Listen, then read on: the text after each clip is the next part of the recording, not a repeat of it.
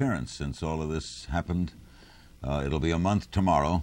The Secretary of the Air Force, James Roach. Mr. Secretary, when did you take on this post? The 1st of June during this past year. What a way to begin, huh? It's exciting. You worked in the aviation industry, although you were in the Navy, right? Yes, I'm a retired naval officer, but I retired 17, 18 years ago and worked for Northrop Grumman Corporation for 17 years. Do you have any thoughts before we talk about the Air Force and the involvement and what's going on in Afghanistan about this Anthrax thing, which everyone's talking about tonight? No, Larry, I have nothing I could contribute to that. Okay, let's get to the developments of today. Is it true that we dropped a 5,000-pound bunker buster on a Taliban troop equipment supply unit today? Larry, we dropped various weapons on various targets, but I don't think you'd want me to really say which we dropped on what. What is a bunker buster, just for information? Well, you have a very large weapon that can, it's 2.5 times the size of our other large weapons, and it can penetrate beneath the ground and then explode. And it was a weapon designed to go after deeply buried targets. What's this been like for you, Mr. Secretary? Well, it's been challenging, exciting. The people are wonderful. The times are interesting. I think it's fascinating that Secretary Rumsfeld had us working very much on issues like Homeland defense and a change in the sort of threats we would face. I don't think any of us expected to have to deal with these as realistically as we have since the 11th of September, but it's interesting that we've been working on it for some time. Where were you on that morning? I was in my office, Larry, with the Chief of Staff of the Air Force, and we were standing with our backs to the window in my office in the Pentagon. And what did you had learned then of what had happened at the World Trade Center earlier, right? We did. We noticed that the first plane, and we were very much in a quandary as to what that meant. And as we were discussing it, we were watching TV, and we saw the second plane hit, and that got us into action.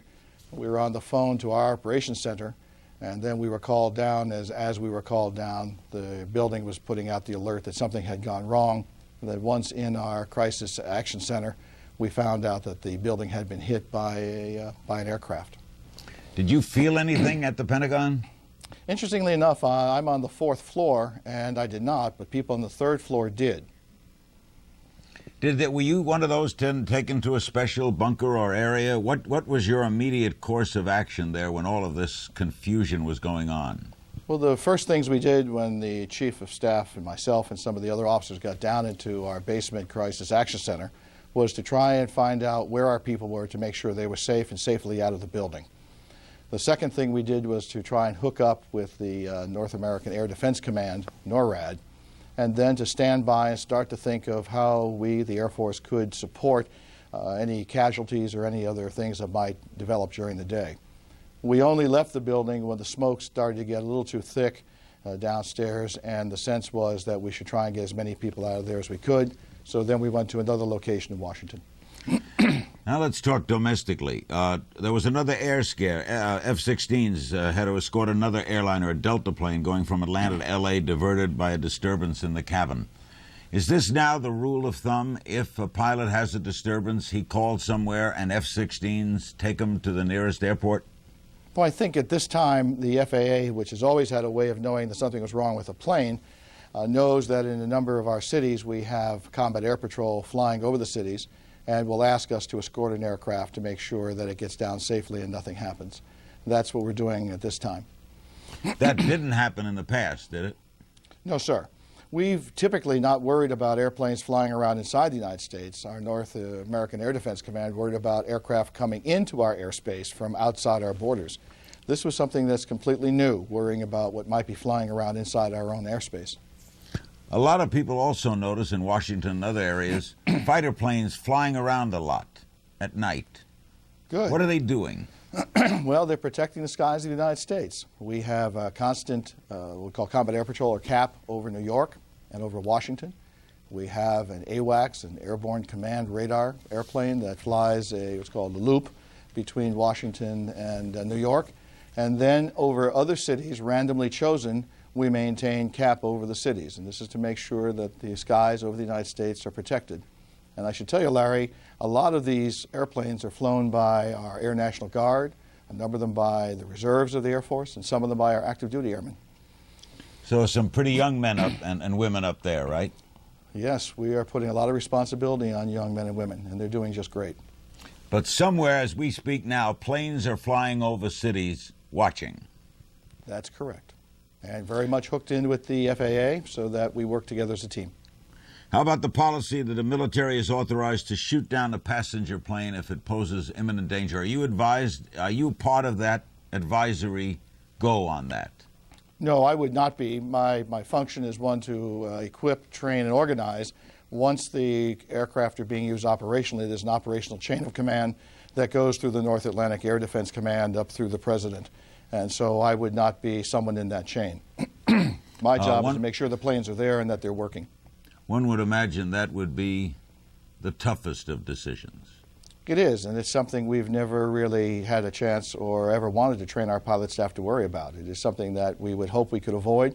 We would hope that the maneuvers of the planes might, the cap might force somebody down before we'd have to do anything like that. We would try everything. That would be the last resort. When you took this job, what surprised you the most about the status of the Air Force? Well, I think two things. One, that the caliber of individuals in the Air Force was just as extraordinary as it's always been. And two, the fact that over the last 8 to 10 years, there really had not been the investment in either equipment or in maintenance and operations. And so I was very much struck by the age of our airplanes and the amount of maintenance that was overdue on those planes. And I've been working assiduously with my colleagues to put in place plans to do that. Had a great deal of help from Secretary Rumsfeld as we've looked at the budget to make this right. We should not have planes that work. You're saying there was neglect? I'm saying there was insufficient money for, for spare parts in many cases, and that we were asking our air crews to work especially hard to keep planes up when there was not the money being invested in them to have enough spare parts available. That's correct. All right, now cannibalizing. Let's get to things occurring now. This is the fourth day of the airstrikes. What happened today? Well, we continued, I think, as the Secretary has been briefing each day, to do what we do, which is to attack Al-Qaeda targets and Taliban targets in Afghanistan. At the same time, to deliver foodstuffs to starving Afghanis. This is not a conflict or a campaign that's against the Afghan people. On the contrary, we're trying to help them by dropping some foodstuff. And it's certainly not a campaign against any religion. Islam is a religion of peace. We are worried about international terrorism and those who harbor international terrorists. And therefore, we are attacking Al-Qaeda targets, and we're attacking targets of the Taliban in Afghanistan. And we'll continue to do that. And your assessment of the mission to this moment? By assessment to this moment, we've done quite well. I think we can certainly back up the chairman and the secretary and say that we have air superiority. There's no place in Afghanistan where we wish to operate an aircraft that we could not operate. We control the skies. We'll take a break, be right back with more of the Secretary of the Air Force, James Roach, and then we'll be meeting two members of the United States Senate and a major admiral, a major figure in the United States military, U.S. Admiral William Owens, retired, the former vice chairman of the Joint Chiefs. This is Larry King Live. Stay there.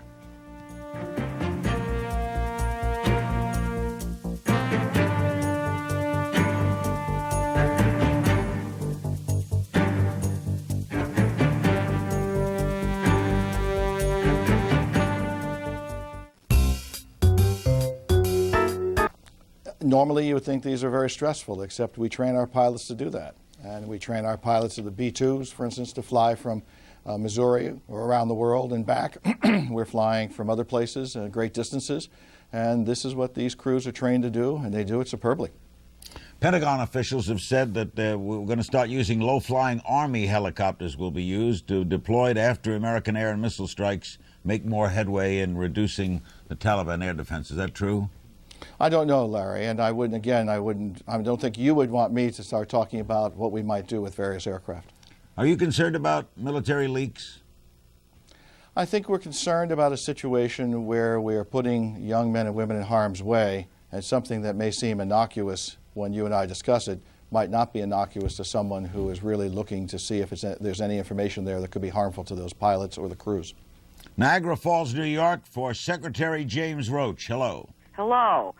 I'd like to know, the Taliban has made it a point of, on an almost daily basis, of saying that bin Laden is alive and well and still in Afghanistan. Do you believe he is really still in Afghanistan? Well, ma'am, I don't have any particular knowledge as to where he is, but as the President and the Secretary of Defense have said over and over, and we all understand this is going to be a very long-term thing. And it isn't just one guy that we're after. We're after international terrorism, and in particular, we're starting with the Al-Qaeda network. And whether or not he's in Afghanistan or someplace else, we want to dry up the places there where he can hide. We want to make it very uncomfortable for any countries who would harbor him. We want to track down financial things. This is going to involve diplomacy, finance, all kinds of ways of shutting down this network. This is a plague on the earth, and it's time to remove it. Mr. Secretary, is it complicated getting the food and medicine down? You mean down from the aircraft, Larry? Yeah. Actually, we've developed ways of doing this so that the material, working with the non-governmental organizations, we drop material to the people on the ground, not in an area where they are, so we don't avoid hitting them, and we try to make sure that we don't drop anything in an area that may have residual mines left over. So we target where we're going to drop the food so it's safe for the young people who may go out and pick up these small packages. Knoxville, Tennessee, hello. Hello, Mr. Secretary. I'm interested in knowing, we saw reports where Iraq has shot down a drone over the no-fly zone. And I was wondering, and of course we don't want to give things away we shouldn't, but I was wondering if we are having some activity where we are gathering information in that direction too, in case we need to go further. Mm-hmm. Oh, yes, ma'am. We lost a drone today. We're not sure whether it malfunctioned or whether it was shot down. But the interesting thing and the change in this modern era and something that fits this particular century is that there was no pilot on board. There was just a very brave computer chip. And we treat these as things that can go into harm's way. And if they're shot down, so what? But not a pilot was shot down. And this is part of the evolution of our forces to put into very difficult situations unmanned vehicles. And that'll be a hallmark of our future. A couple of other things, Mr. Secretary. We hear of special ops. We think of Green Berets, SEALs, people on the ground. There's an Air Force special ops, too, right? What do they do? There is. We don't go around giving a separate name, but we provide the fixed-wing aircraft and the special helicopters, special aircraft to both put in special forces, to take them out again, to support them when they're there, special gunships. We're very much involved with the special forces. It's a tight team. Do we have any idea of how long this is going to take, your part of it in the bombing area, the drops on Afghanistan? Do we have any idea, or that would be poor to reveal? I don't think it's so much a matter of revealing it, Larry. I think what the President and the Secretary are asking us to do is to first and foremost make the skies safe for us. From this point on, once we have most of the threats eliminated or not to worry about them, we're going to be concentrating on hunting. We're going to be concentrating on making the Taliban feel very, very uncomfortable. That may require 5 flights a day, may require 15 flights a day. Whatever it requires, we're prepared to do it to make it clear that harboring international terrorists of the Al-Qaeda network type is something that is just not good for your national state. And finally, Mr. Secretary, what's the definition of air superiority or essential air supremacy? That means what? Well, it doesn't mean that every single threat is removed. It doesn't mean that there are no anti-aircraft guns or there are no shoulder-fired missiles, Larry. What it means is that we can operate in any part of the airspace over Afghanistan where we choose to operate. And that's what we have at this time. There's no part of Afghanistan we cannot go if we believe it's right to go there. In other words, their airspace is now our airspace. Their airspace is our airspace, and we think that's good. Among other things, it makes it safe for the trucks of food to get into the people of Afghanistan. There are a lot of starving people due to the Taliban actions. Thanks for giving us the time, Mr. Secretary. It's been wonderful talking with you. I look forward to more in the future. Thank you so much, Larry. Secretary James Roche, Secretary of the Air Force, on the job since June. Our panel will assemble, and more to come. Don't go away.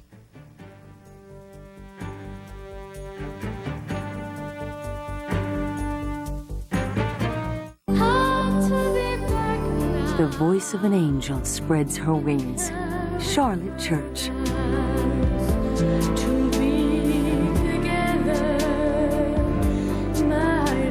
Her new album, Enchantment.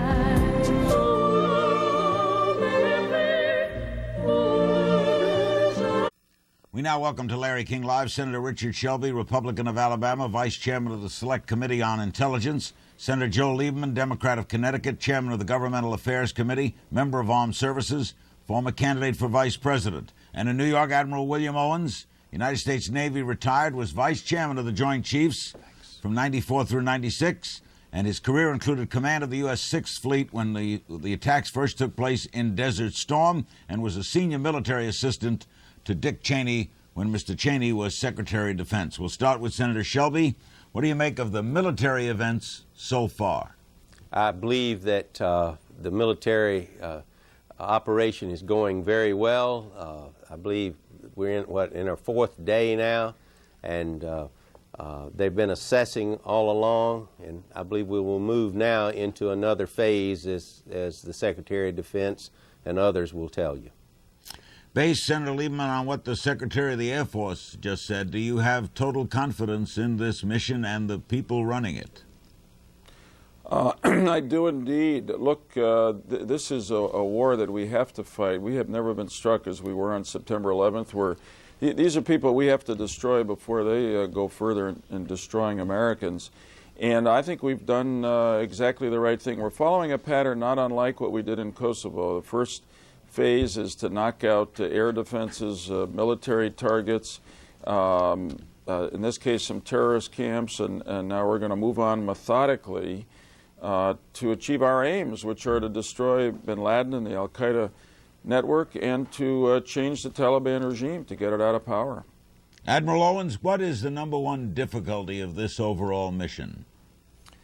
Well, Larry, I think the overall difficulty now, of course, is to figure out how we proceed in this next phase and what are the conditions for ultimate success both in this country and in the region, and what other countries around the world are we going to include in our next phases as we go about this business of fighting global terrorism.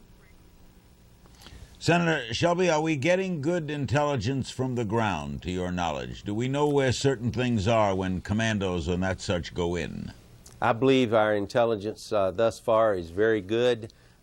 We always strive to make it better, but you can tell by what's going on in our operations from what has been made public that things are on time, and we're going to move, as I said earlier, to another phase.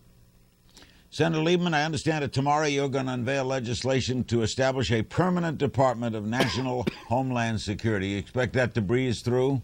Well, I'd like it to, because I do think that we have no more important job in the federal government today than to provide for the security of Americans here at home. Our history changed on September 11th.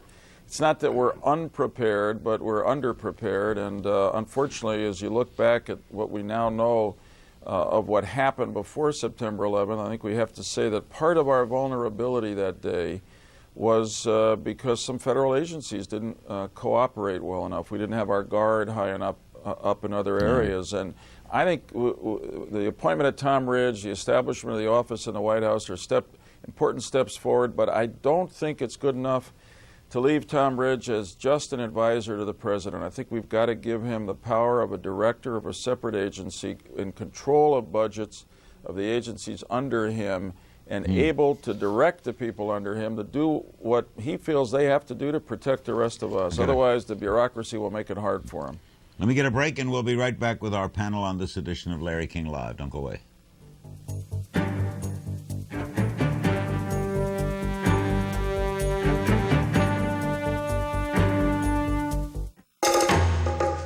How about BobTheBugKiller.com? Yeah, whatever, Bob. XLiveBugs.com. Okay, that doesn't even make sense. Web, I'm gonna drop a dead bug. We make it easy to create your online identity with a full spectrum of web extensions. Your only challenge is deciding on the perfect name. TheBugReaper.com. That's brilliant. Create your online identity and take the steps to get a .biz, .info, or .pro extension with VeriSign today. A respected newsman with a different way of looking at the story. Aaron Brown. Another reason why you can depend on CNN. Are you tired of overnighters that don't go over well? Or extra beds that take an extra set of hands just to set up? Then the Aero Extra Bed in a Minute is your dream come true. This amazing premium quality airbed automatically inflates itself, turning any room into a bedroom in just 1 minute. There's no hand pump, no foot pump, no pumping at all. Just plug it in, push the button, and the patented built-in pump instantly inflates the aerobed in just 1 minute. It's so easy, it even unrolls itself. So BYOB, bring your own bed on vacation, on business trips, in your camper, on your boat, or even keep a spare in your car trunk. It's like sleeping on air, anytime, anywhere, even every night. The aerobed gives you the same comfort and support of premium mattresses at only a fraction of the cost, with luxury features like the exclusive adjustable support sleep system and the one-touch comfort control that instantly adjusts the bed from soft to firm while you stay in bed. Plus, the aerobed deflates in about 5 seconds for easy storage, using 80% less space than a rollaway bed. The Aero Extra Bed in a Minute is non-allergenic and easy to clean. And best of all, it uses all your standard size linens. Your AeroBed comes complete with the attached electric airflow pump, the one-touch comfort controls, and patented quick-release deflation valve, all for just 4 easy payments of only $33. But listen to this. If you call within the next 30 minutes, we'll take off an entire payment. Through this special television offer, you'll receive the AeroBed for just 3 easy payments of $33. Plus, as a special bonus, we'll give you this convenient carrying bag absolutely free. Get your credit card ready and call the toll-free number on your screen now, or send check or money order to the address shown. You can get the Aero Extra Bed in a Minute sleep system for just 3 easy payments of $33, plus shipping and handling, with a full 30-day money-back guarantee. And if you call right now, we'll even give you the carrying bag absolutely free. Call the toll-free number on your screen now. This is CNN. Admiral Owens, did you like the president's idea today of listing the 22 most wanted terrorists? Yeah, I do like that idea, actually, Larry. You know, we want to put some faces and do something about this thing that's happened to us. I do like the idea. Do you also dislike the idea of any networks playing statements released from the other side? Well, you know, I don't think it serves a great purpose for the networks to be doing this. It certainly plays into the hands of the terrorists in whatever form it comes, whether he's sending signals or whether he is making a propaganda statement. And I think it's not at all helpful for the networks to be broadcasting. Franklin, Pennsylvania, take a call. Hello.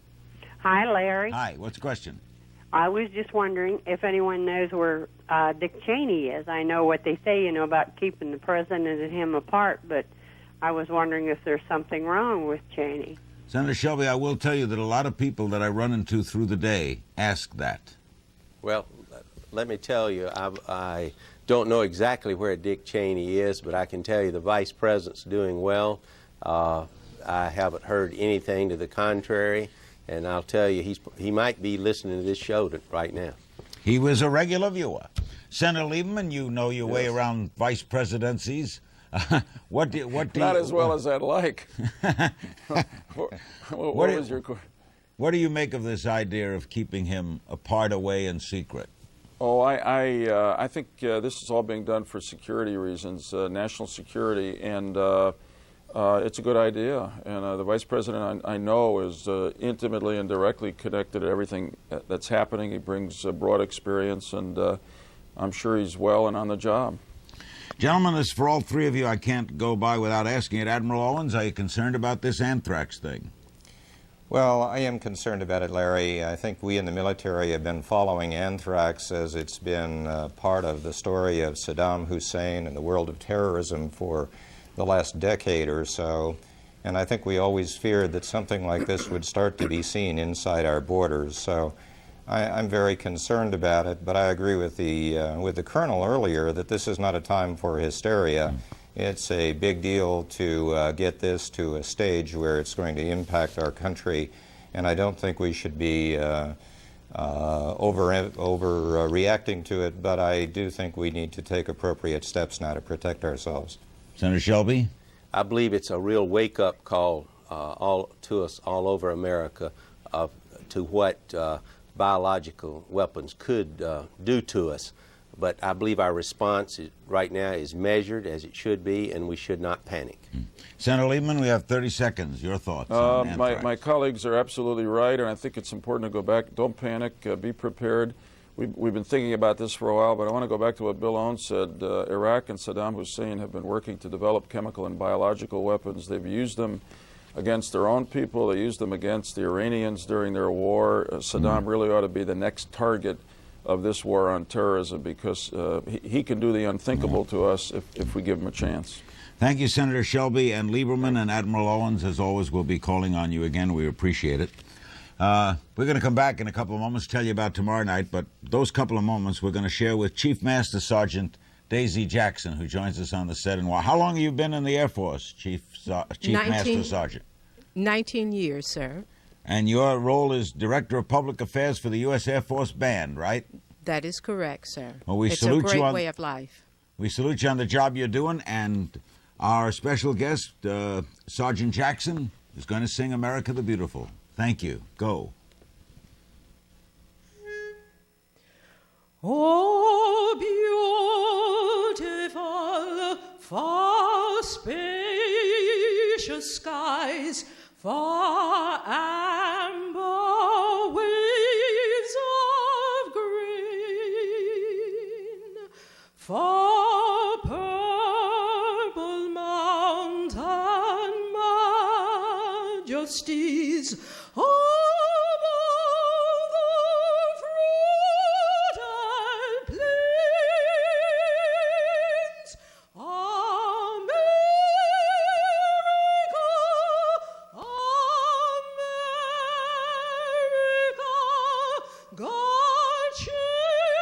Nation, we are now involved in a decisive battle to extricate the world from the infamous forces of help we cannot lose. We face this monumental task of eradicating this manifestation of fanatical evil with your power and your strength. You've called us to a righteous cause. There can be no safety, security, or freedom unless you help us press on to victory. May we never forget those who died in the Trade Center and then the Pentagon, and on the airplanes turned into missiles of destruction. Dear Father, comfort the families and friends of the victims and the police and firefighters who lost their lives trying to save them. Tenderly care for the widows, the widowers, the children, the friends who are living this day of remembrance with anguish and loneliness. Across our nation, people are gripped with panic over future attacks. So heal our land, gracious Lord. Bless President Bush and all those working closely with him in developing the strategy to win this just war. Protect our women and men of the armed forces. Grant us courage for the facing of this hour. Dear God, you are our refuge and strength. Amen.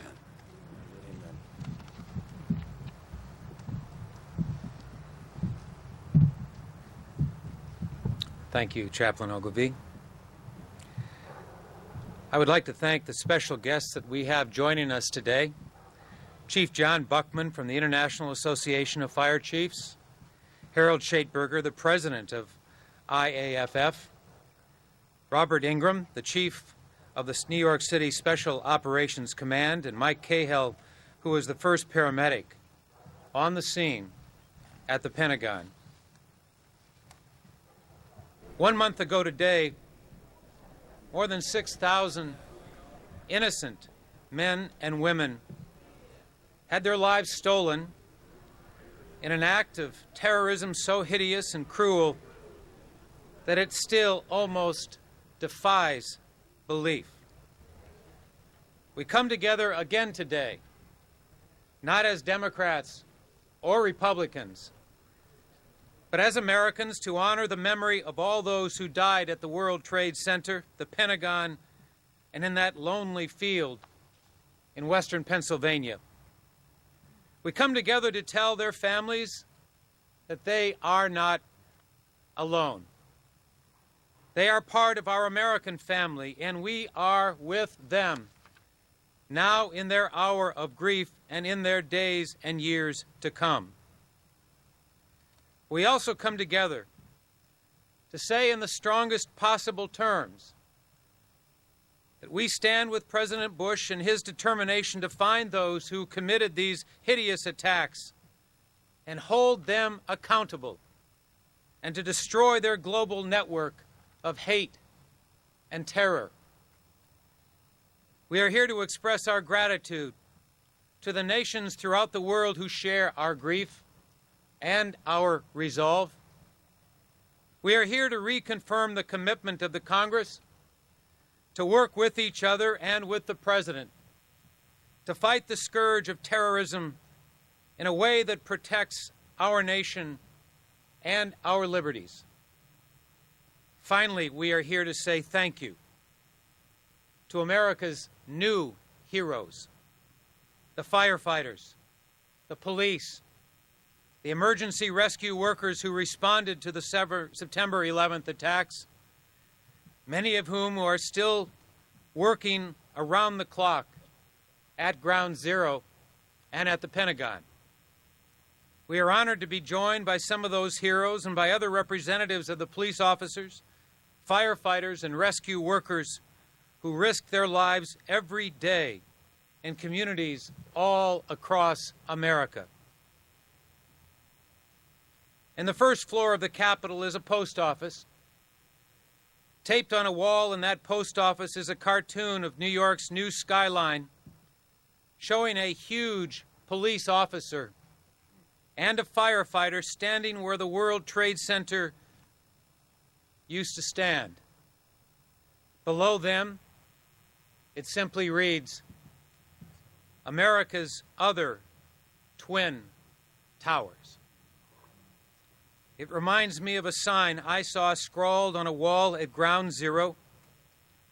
It read simply, "We will never forget."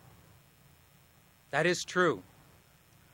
Whether we live 100 months or 100 years, we will never forget the thousands of innocent victims who lost their lives on September 11th, the heartbreak of those they left behind, or the stunning bravery of those who tried to save them.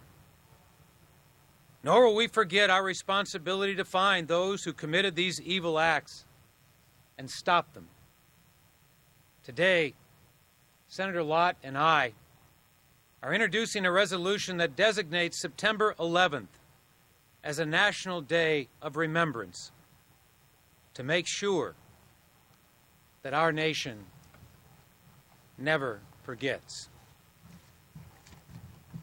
It is now my honor to introduce the Governor of the State of New York, Governor Pataki.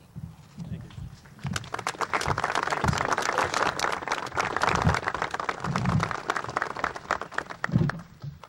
Thank you, Senator Daschle, and let me say how proud I am, first of all, of the tremendous spirit of the American people who have come together in a way I've never seen in my lifetime to support those heroes at Ground Zero and support the families of those who died, and to help make America a stronger country as we look to the future. And Senator Daschle, and to you and Senator Lott and my colleagues, your colleagues here, and my senators from New York, Senator Schumer and Clinton, I can't think of anything more appropriate at this time than to make sure that September 11th is not forgotten, certainly by those of us who were alive when it happened, but not forgotten by future generations who will remember not just the horror of that attack, but the spirit of this response. I think the American people and the people of New York State showed the terrorists in the minutes after that attack and in the days since, right up until today, that their effort has failed. Their effort wasn't simply to destroy 2 towers or blow up the Pentagon or take thousands of lives.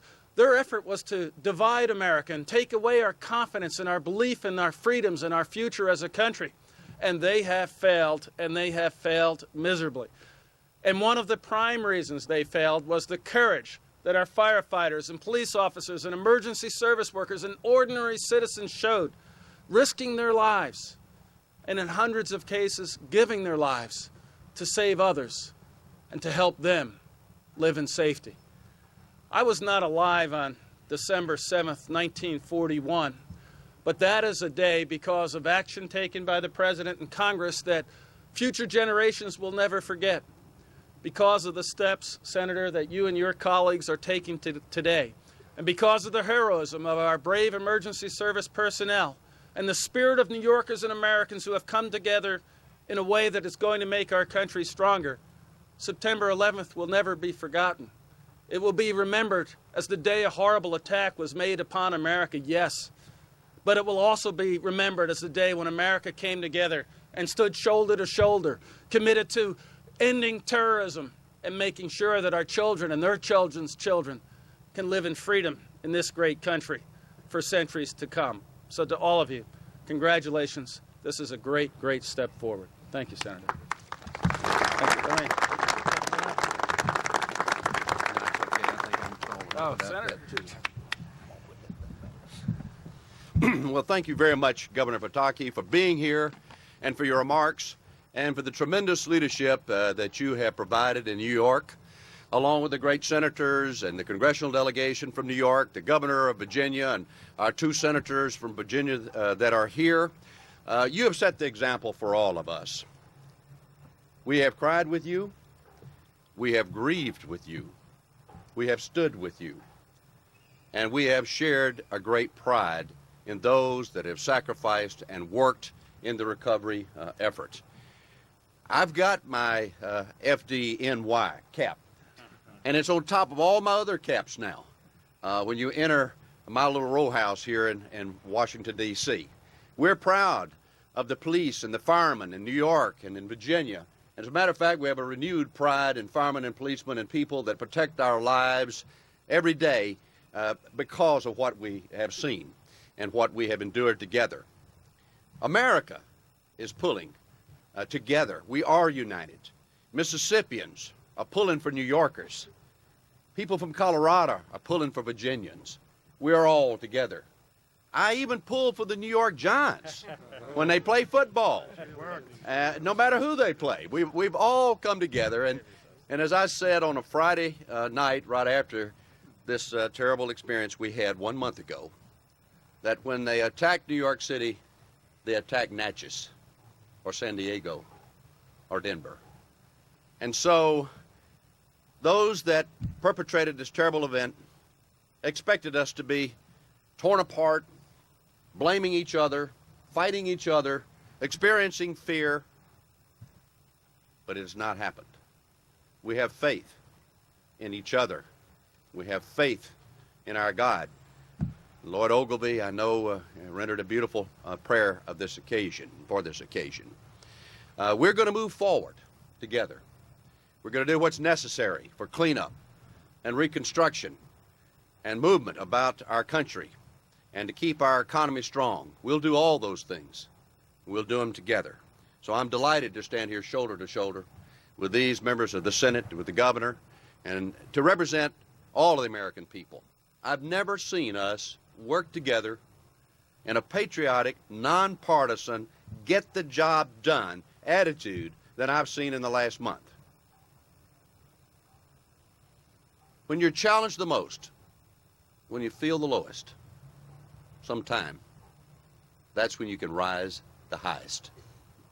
I believe that will be what comes out of this event. Waving the flag is not just about a flag. It's about a spirit. And asking God to bless America is not just a phrase we oft repeat at the end of a speech. We say it, we mean it, and it will happen. Thank you very much.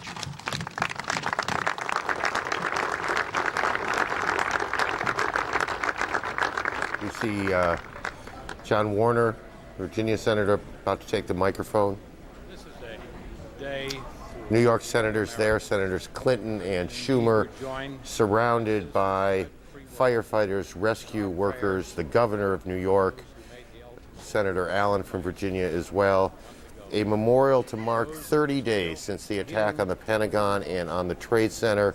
And to reflect as a nation with heartfelt gratitude. Senator Daschle said, "We will never forget. If we live 100 months or 100 years, we will never forget." And he and Senator Lott introducing a resolution to make September 11th a national day of remembrance.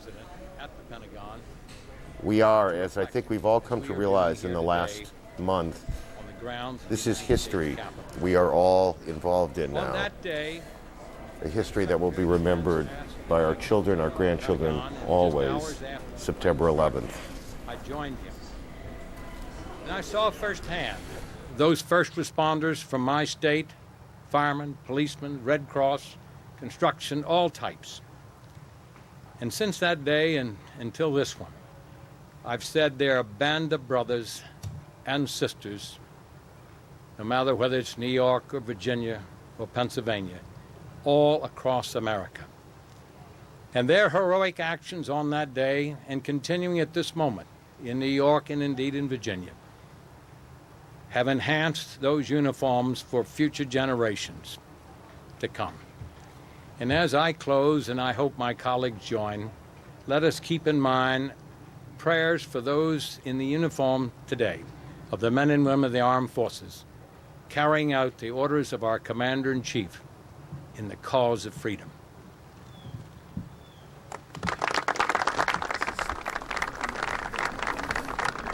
Virginia's other senator, Senator Allen, to the microphone. I joined my colleague and friend John Warner at the Pentagon in Virginia just a few hours ago with the President. I'm wearing this flag.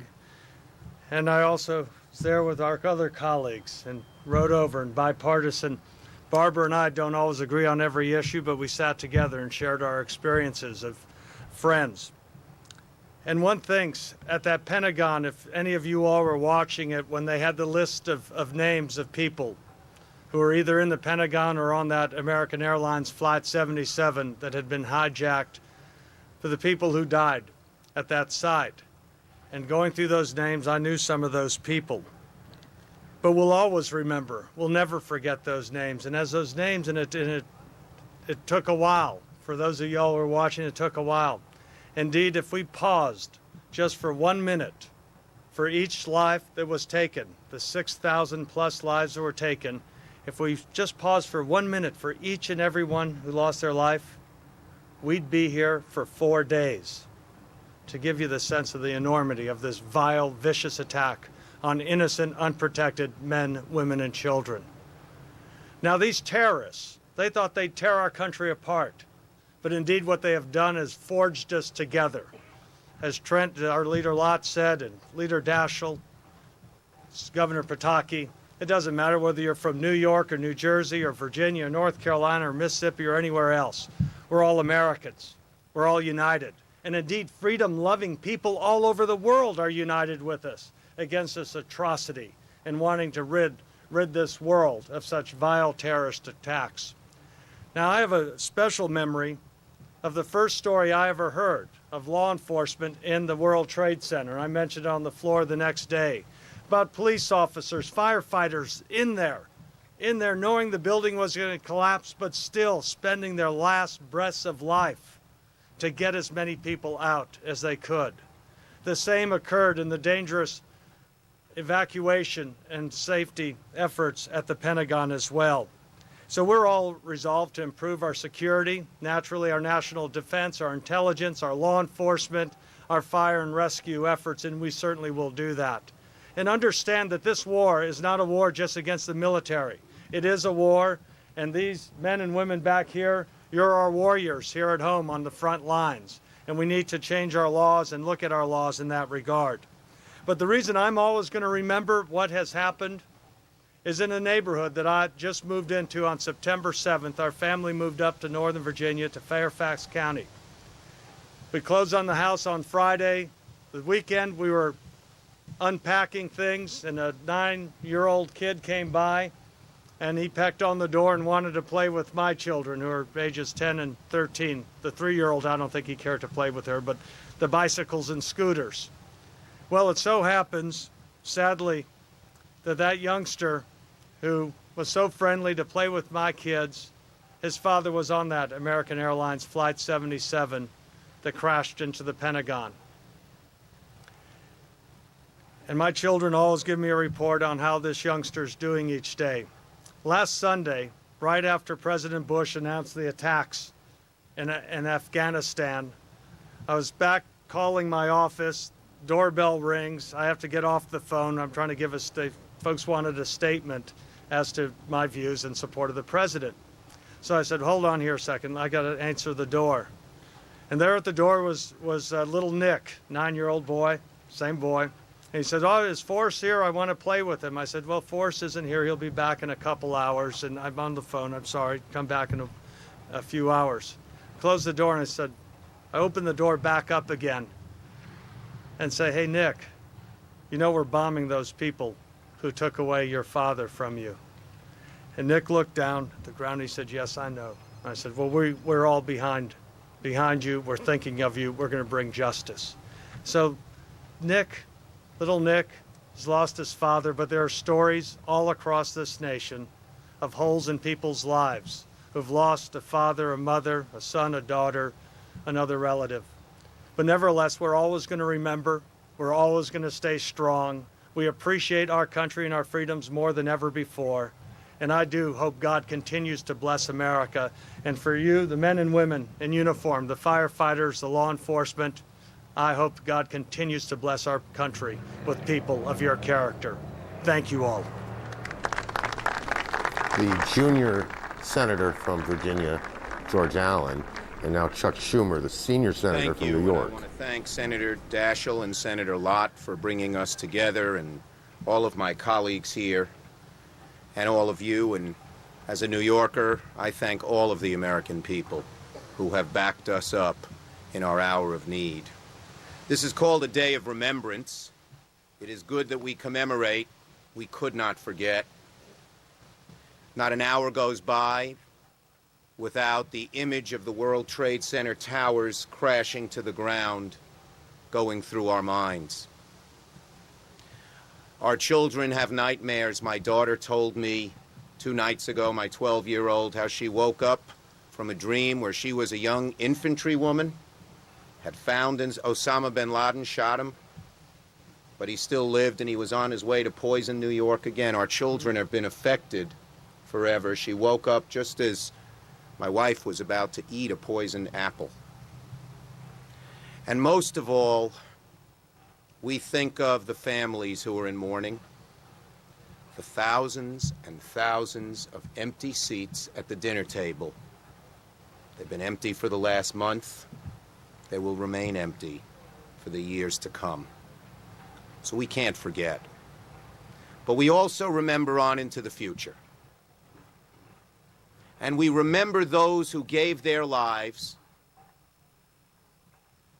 by moving forward. We remember them by honoring policemen, firefighters, rescue workers in ways that we never honored them before. In New York, in every corner of our city, and I know this is true throughout America, when a fire truck goes out or a police officer walks the beat, they're patted on the back by the citizens.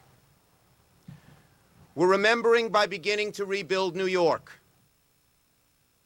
And I want to tell America, with your help, New York will be back bigger and better than ever.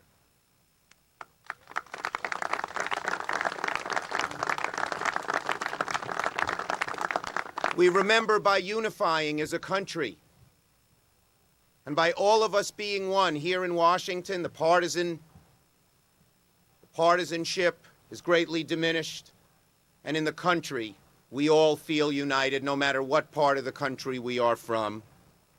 And we will remember by bringing those who did this cowardly and dastardly act to justice.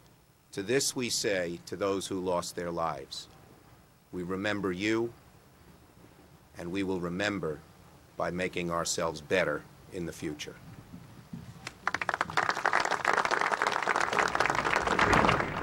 And now the former First Lady, Senator Hillary Clinton.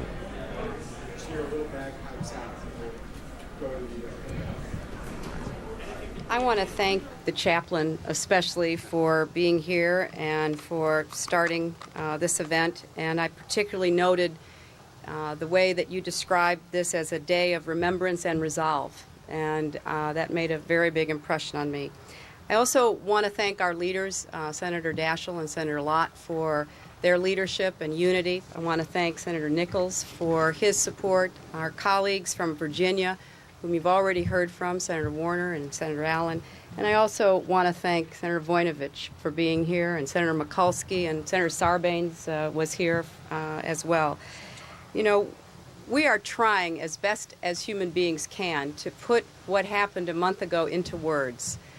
It's a very difficult challenge. You've heard some eloquent words here today from the hearts of souls of people who are leaders and understand the challenge that confronts us as a nation. But as my colleague, Senator Schumer, just said, a month has passed, but in some cases, the days of those months have seemed like years. Wrenching, painful years, particularly for those who have lost a loved one, for those who were near the sites of this destruction, who experienced it, who smelled it, who felt it. And in a very real sense, every American was there. We were there at the Pentagon, we were there at the World Trade Center, and we were there in Pennsylvania. And what we attempt to do today is to carry on, to keep going, and to make absolutely clear that for those who were directly impacted by these evil attacks, we will be there far into the future. We will be there with the support and assistance that families need to get back on their feet, that businesses require to keep their doors open and customers coming, to rebuild. And I was delighted today at the Pentagon when I heard the President make that very strong statement about rebuilding the Pentagon, just as he had said in his address to Congress that we would rebuild New York. That American spirit survives intact.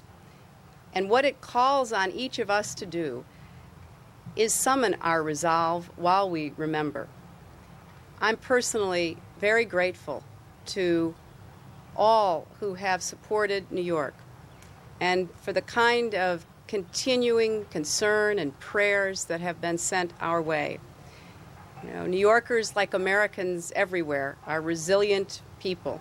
That's what we're demonstrating every single day as we go forward.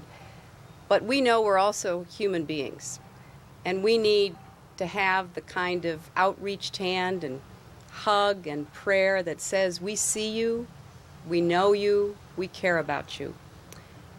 And the streets of New York, you can chance upon a garden in front of nearly every firehouse that just spontaneously grew up as people brought flowers and pictures and tokens of their esteem and caring. And so on a busy day, as people are getting about their daily lives, all of a sudden we're stopped short by a memorial. And there are hundreds and thousands of them. We will memorialize the losses that we suffered, but we will also, as we remember and resolve to go forward, make clear that what really counts in the long run is the human spirit. And nowhere has it been given fuller flower than in our country. That is what they hate about us. That is what they look at and cringe because of our freedom, our spirituality, our efforts to translate one out of many. And we will continue to do that against this cult of evil.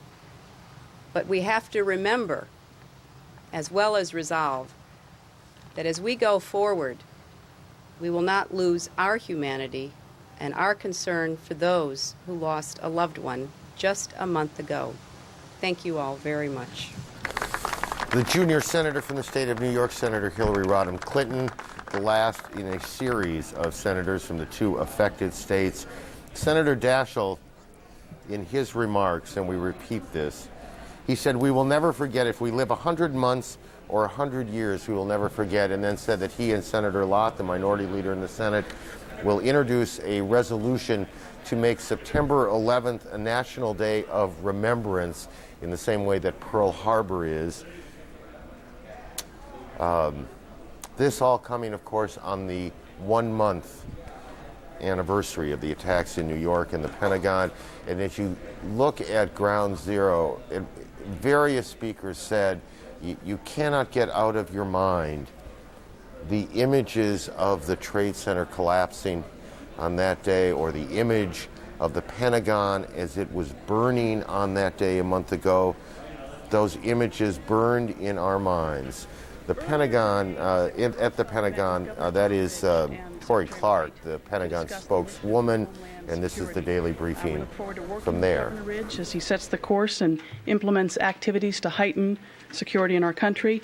In just a few minutes, General Pete Osmond, who is Director for Operational Plans and Joint Force Development, will give an operational update on the war against terrorism. Before he begins, I just wanted to make a couple of points. On the strikes, the campaign is still underway with strikes against the Taliban and Al-Qaeda military targets throughout the country.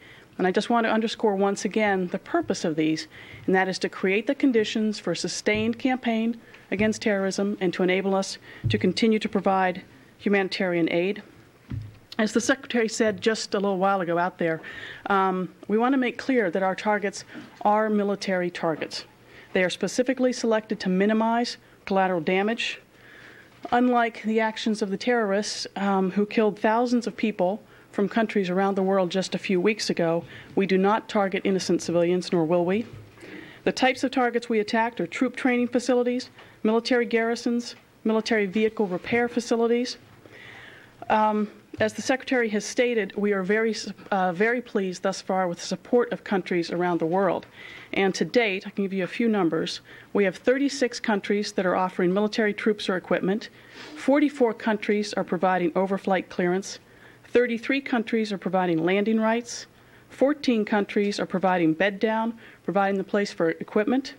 And closer to home, we have mobilized 870 reservists in the last 24 hours. This brings the total number of mobilized reservists to over 22,000. It's 22,713 from 44 states, the District of Columbia, and Puerto Rico. And as I said, we continue to provide humanitarian relief to the Afghans who are suffering oppressive living conditions under the Taliban regime. Yesterday, we dropped 34,440 rations, and the total delivered to date is 137,760. And now I'd like to turn this over to General Osmond. I'd like to repeat, this is an operational update, so we'll try to restrict your questions to that, and if you need more after he is done, I'd be happy to provide them. Sir? Thank you. Thank you, Secretary Clark. Afternoon. We continue operations against Al-Qaeda as well as those who support them. We didn't brief you yesterday, so today what I would like to do is cover the last 2 days. On Tuesday, U.S. forces struck 6 targets. That included the Al-Qaeda infrastructure, airfields, and defense facilities. 6 to 8 land-based bombers out of Diego Garcia and Whiteman Air Force Base participated, as well as 10 carrier-based aircraft off the Carl Vinson and the Enterprise. Yesterday, 7 targets were hit. Targets included troop training facilities, military forces, motor pools, and missile and radar sites. These were near Kandahar and Kabul. About 10 land-based bombers out of Diego Garcia participated, and 12 to 15 tactical aircraft off the carriers were used to hit these sites. Additionally, 3 submarine Tomahawk missiles were fired from one of our submarines.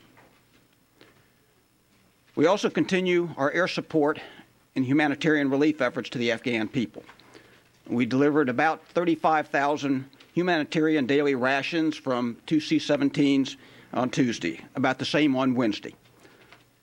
On both days, the food was dropped in northern Afghanistan. If you'll recall, the first 2 days it was southern part of Afghanistan. This was as requested by USAID. Today we have several photos available to show you that would depict some of our efforts. First, I have a pre-strike image of the Mazar-e Sharif Division Regiment Headquarters. This garrison has troops, tanks, armored, and support vehicles, as well as other facilities. Now you'll note the building in the center and the one just up and to the right of it. These are maintenance buildings. Next is the post-strike damage to those facilities. And we struck these facilities on both day 1 and 2 in this compound. How many people in the division? I do not have the exact numbers in the division, but I would like you to know that their divisions, and when they say corps, are nothing equivalent to what we have in our forces. Second is a radio station near Kabul, Afghanistan. First, the pre-strike.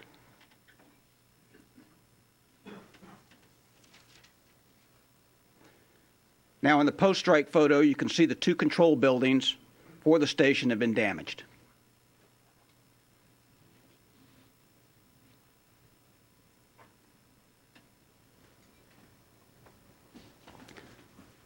Third set, we have images depicting numerous fighter aircraft and what we believe to be a transport aircraft on an airfield near Herat, Afghanistan. And here's the airfield and the aircraft in its pre-strike situation. And you can clearly see on the post-strike the damage that was incurred. What weapons were used against the target? I'm not sure exactly what the weapons were. Looks like a whole series of. We have some tapes of that, and you'll be able to get a better picture of what it looks like at the conclusion of my remarks. Finally, I want to show you the surface air missile site near Kandahar that the chairman showed you on Tuesday. Here's the pre-strike photo we showed you then. The next photo we also show on Tuesday depicts the post-strike from day 1. You see the control radar destroyed, but the missiles are still in place. We went back on day 2 and got the missiles. Here's a look at how successful the second strike was. You can see the missiles are no longer there. Now I'd like to show you some gun camera footage showing target destruction. In this case, the picture speaks for itself. So if we could roll the tape, please.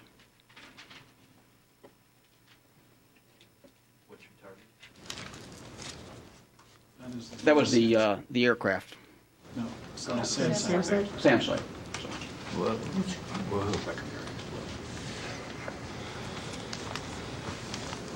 Day 1 or day 2?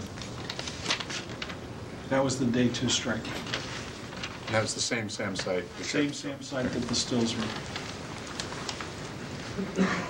Military operations have been going on all day today, and as we previously said, we continue to update and adapt our plans. So I think you'll understand that I won't be able to discuss today's operations, but look forward to your questions. General, could you clarify what number or type of American troops are arriving in Pakistan at those 2 air bases? We'd prefer to let Pakistan speak for themselves on what types of troops may be going into the country or support for the operation. I mean, they're American troops. Could you characterize them in some way as to whether they're ground or air or support? Again, I prefer to let the Afghan government speak for themselves on that. Well, General, there's reports, the Secretary said that the forces were using so-called bunker buster munitions. What kind of targets were you aiming on with those type of penetrating bombs? Bunker buster munitions obviously would be used for the tunnels, for caves, hardened areas like that. The Secretary has said we've used them, and of course we've used a wide range of munitions, that being one of them. And do you have any assessment of how effective those strikes were? Have not gotten the BDA on that, sir. Sir, you've had many, many strikes, and thus far you have released a single piece of gun camera. Is that because you don't have it? Are you reluctant to provide it to the public? Why so little imagery? I don't know if there has been other gun camera film taken at this point. We'll check and see what that situation is. I believe we may have more of it in the future. General, are you targeting any of the Taliban troops along the front line with the Northern Alliance? Taliban troops will certainly be in the target array. At this point, as you know, most of our targeting has been to their air defense, command and control, airfields, and certainly Taliban troops and their facilities will also be targets. Since when? I'm sorry? Any sense when you'll be targeting those troops? They're part of the target set now, and of course the Commander-in-Chief, Central Command, will be making decisions as to what targets he wants to address on any particular day. And you will in the future? Again, the commander of Central Command will make that decision when it's appropriate for him to address that target. General, you said that you hit a radio station. I'm wondering, is that a military radio station or is that a civilian radio station? If it's a civilian radio station, does you run up against international law? As Secretary Clark said, we have tried very hard to ensure that all of our targeting is against military targets, against Al-Qaeda, against the Taliban regime, and trying to minimize as much as possible collateral damage. Our targeting has been against as much as possible the military targets. That's been our intent. Military radio station, or was that Voice of Shariat radio station, the Taliban's official radio? I can't answer that question for sure, other than what our policy has been with regards to bombing. General? Yes. In yesterday's map that was released, there was a notation for a strike on Al-Qaeda forces north of Kandahar.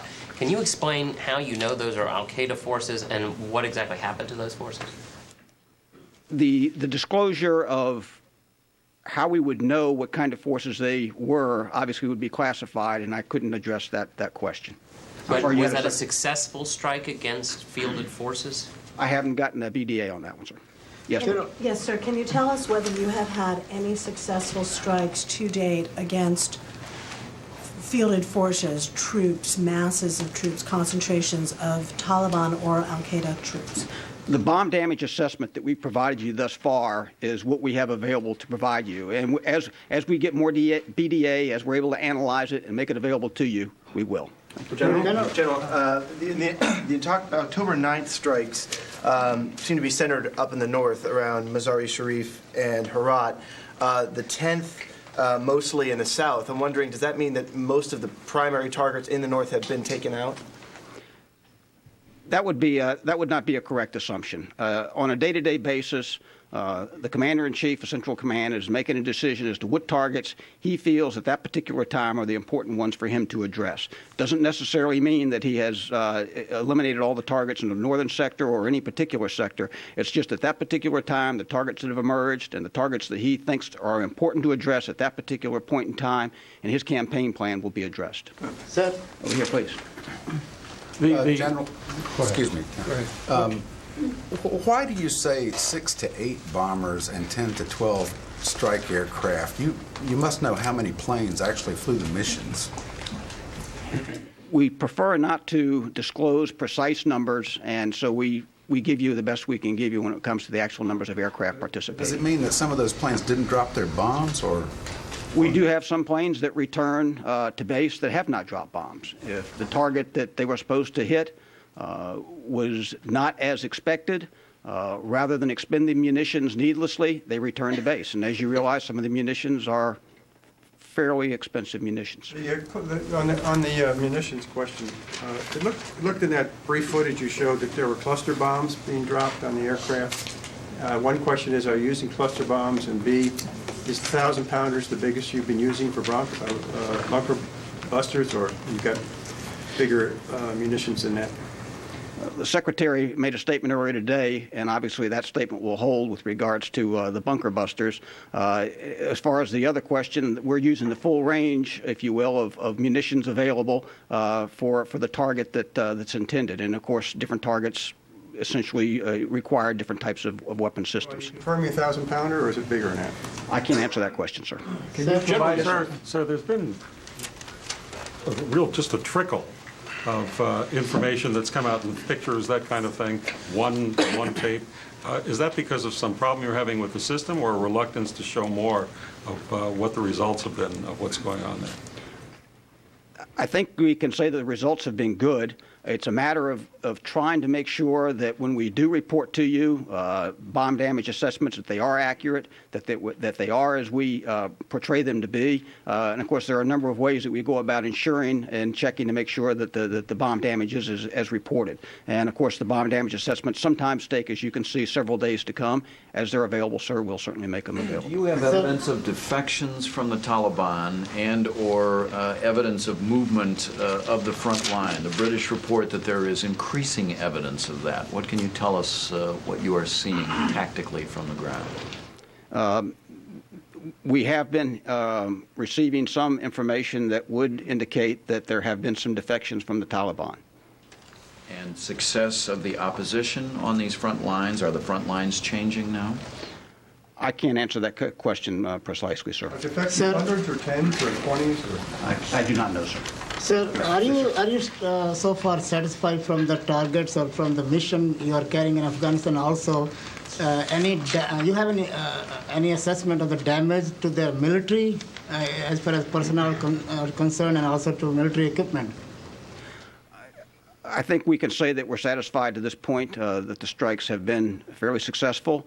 As far as damage to the military equipment, obviously some of the pictures that we've showed to you would show that there has been significant damage to some of their military equipment. Have we degraded all of it at this point? Of course not, but we've made some good headway. And of course, as I mentioned earlier, at this point, we do not have any bomb damage assessments with regards to personnel, but that personnel and compounds that have personnel will obviously be targeted. Have you altered any missions or had not had bombs up to avoid specific civilian casualties? I'm sorry, would you just restate that? Have you altered any missions to specifically avoid civilian casualties on the ground, or how do you... To say we alter missions, when we establish the mission to begin with, obviously it's to preclude collateral damage or civilian casualties. So the mission is designed from the get-go to avoid casualties to civilians. But is there any way once it's set that you can alter it? I mean, if there's a crowd on the ground or something like that.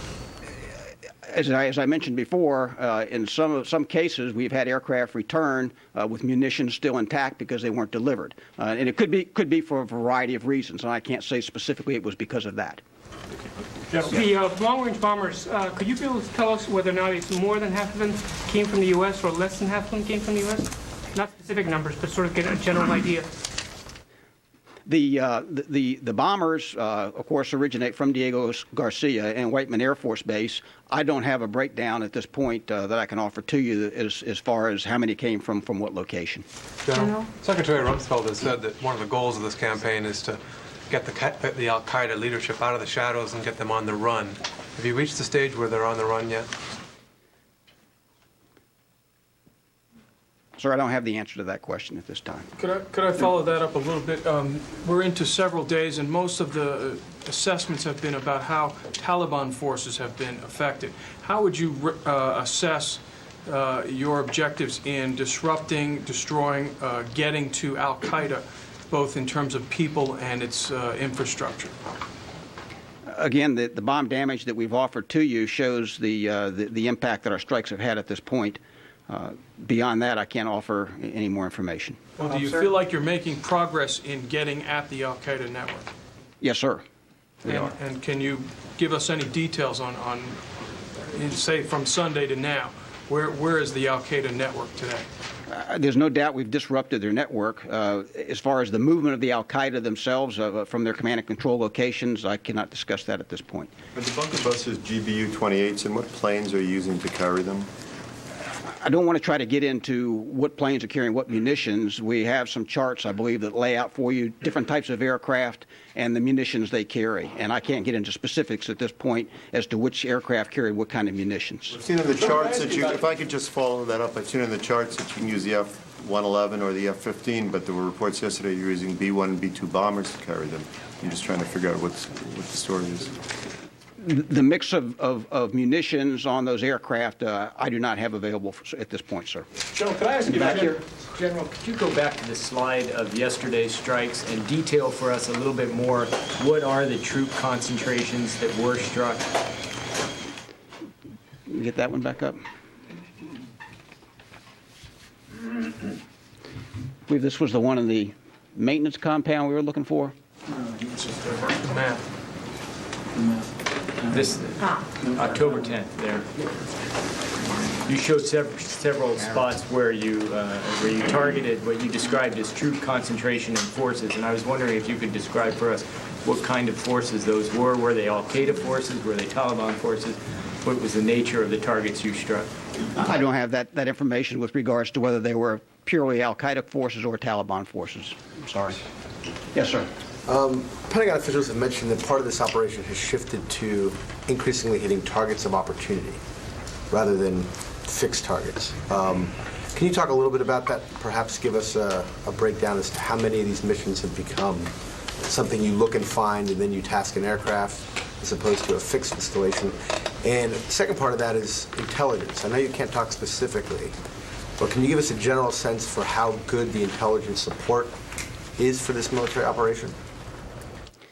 Helping you find those targets of opportunity that sometimes appear and then are gone quickly. As far as addressing what we call emerging targets, I do not have any specifics with regards to numbers of targets that have emerged that we have attacked, but I do know that in fact has taken place, and we've obviously gone back and repeatedly hit targets we've hit before for further damage, and we show you some slides of that today.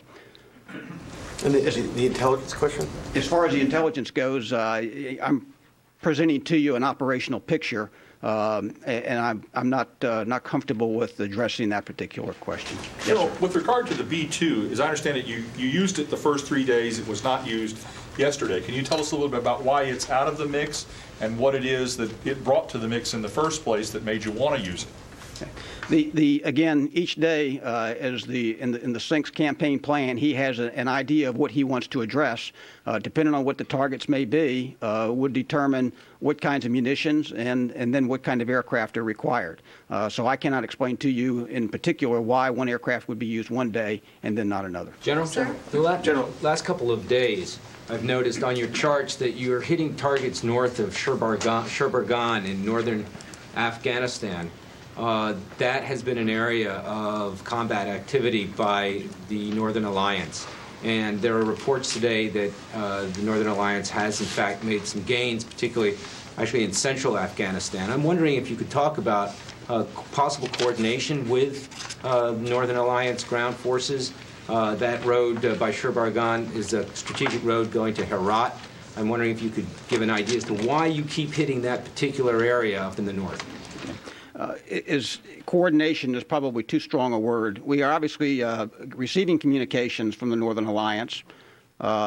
It's possible to use that in target planning, but as far as coordinating targets with the Northern Alliance, in the sense of discussing with them targets, that is not taking place. Secretary Rumsfeld said earlier that targets provided by the Northern Alliance were being used to the extent that they were actionable. Can you characterize in some way how useful the information you're getting has been? How reliable it's been? I can't answer that question. I do not know. General, you said discussions with the Northern Alliance on particular targets were not taking place. Why not? Wouldn't it be sensible? I'm sorry, say again, please, sir. You said discussions with the Northern Alliance on particular targets were not taking place, and I was asking why not? Wouldn't it be sensible to ask them what useful targets would be from their point of view? As I mentioned, we're receiving information from them on possible target locations we might want to hit. Those are being taken into consideration as we build our target list. But again, getting down to the actual coordination that we normally think of in our services as far as coordinating targets, that has not taken place. No, I was asking why not. I cannot answer that, sir.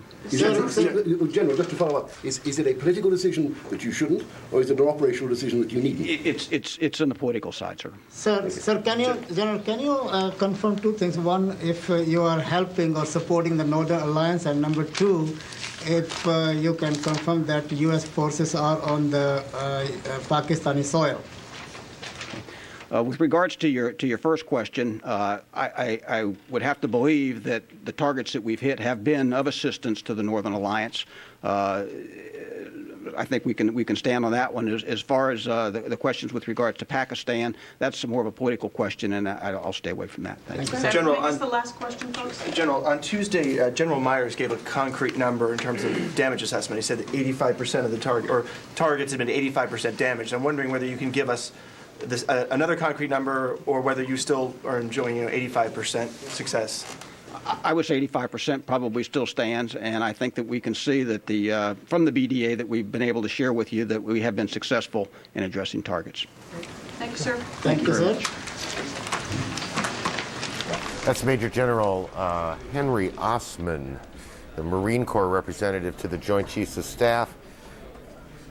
It was tough sledding there for both reporters and the general. I'm not sure that the general necessarily had a lot to throw out there, but he did throw out a number of new photos for us to consider and to take a look at, and we'll do that. And you could see that reporters were pretty persistent on the point of why so little information now so deep, the better part of a week, so deep into the campaign. We have seen very little so far in terms of either still pictures or pictures taken from the bombers as they go over the area, but we do have some new ones, and we can take a look at that. Joey Chin is over in the military desk with General Don Shepard to take a look at the latest, if we can do that now.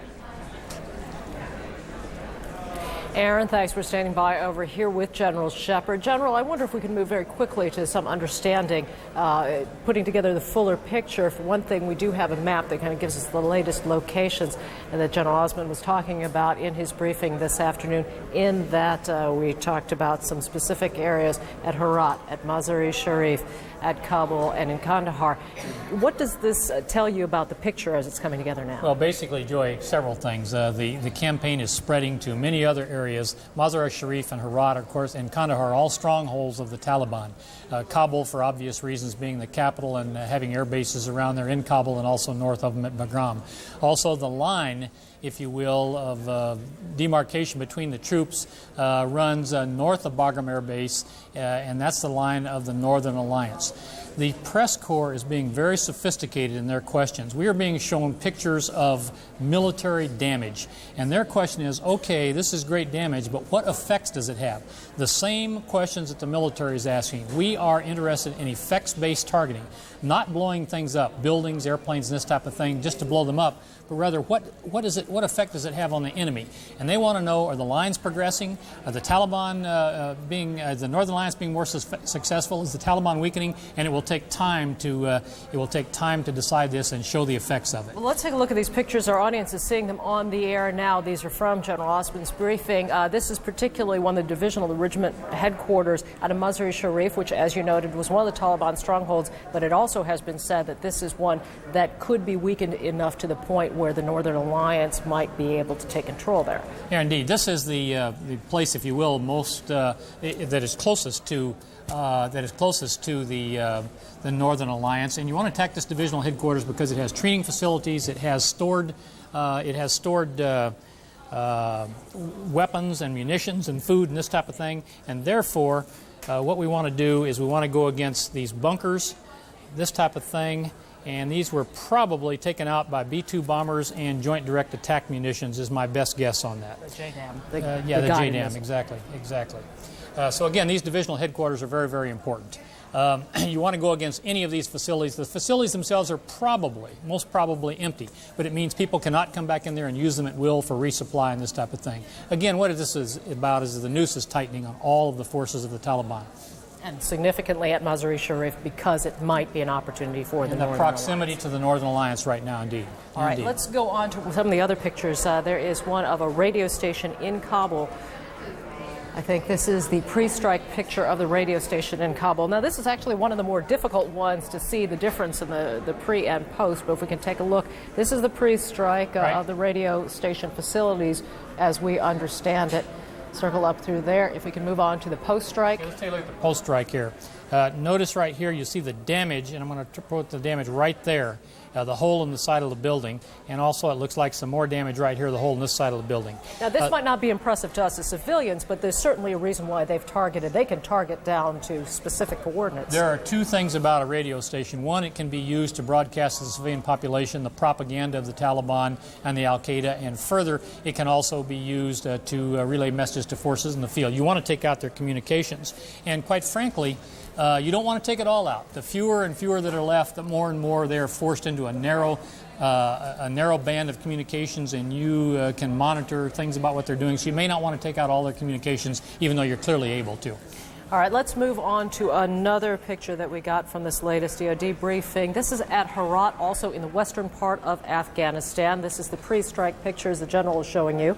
The aircraft on the field. Right. Let me tell you something that I noticed about this. This is real dumb from a military standpoint when your nation is under attack, your forces to line your aircraft up like that.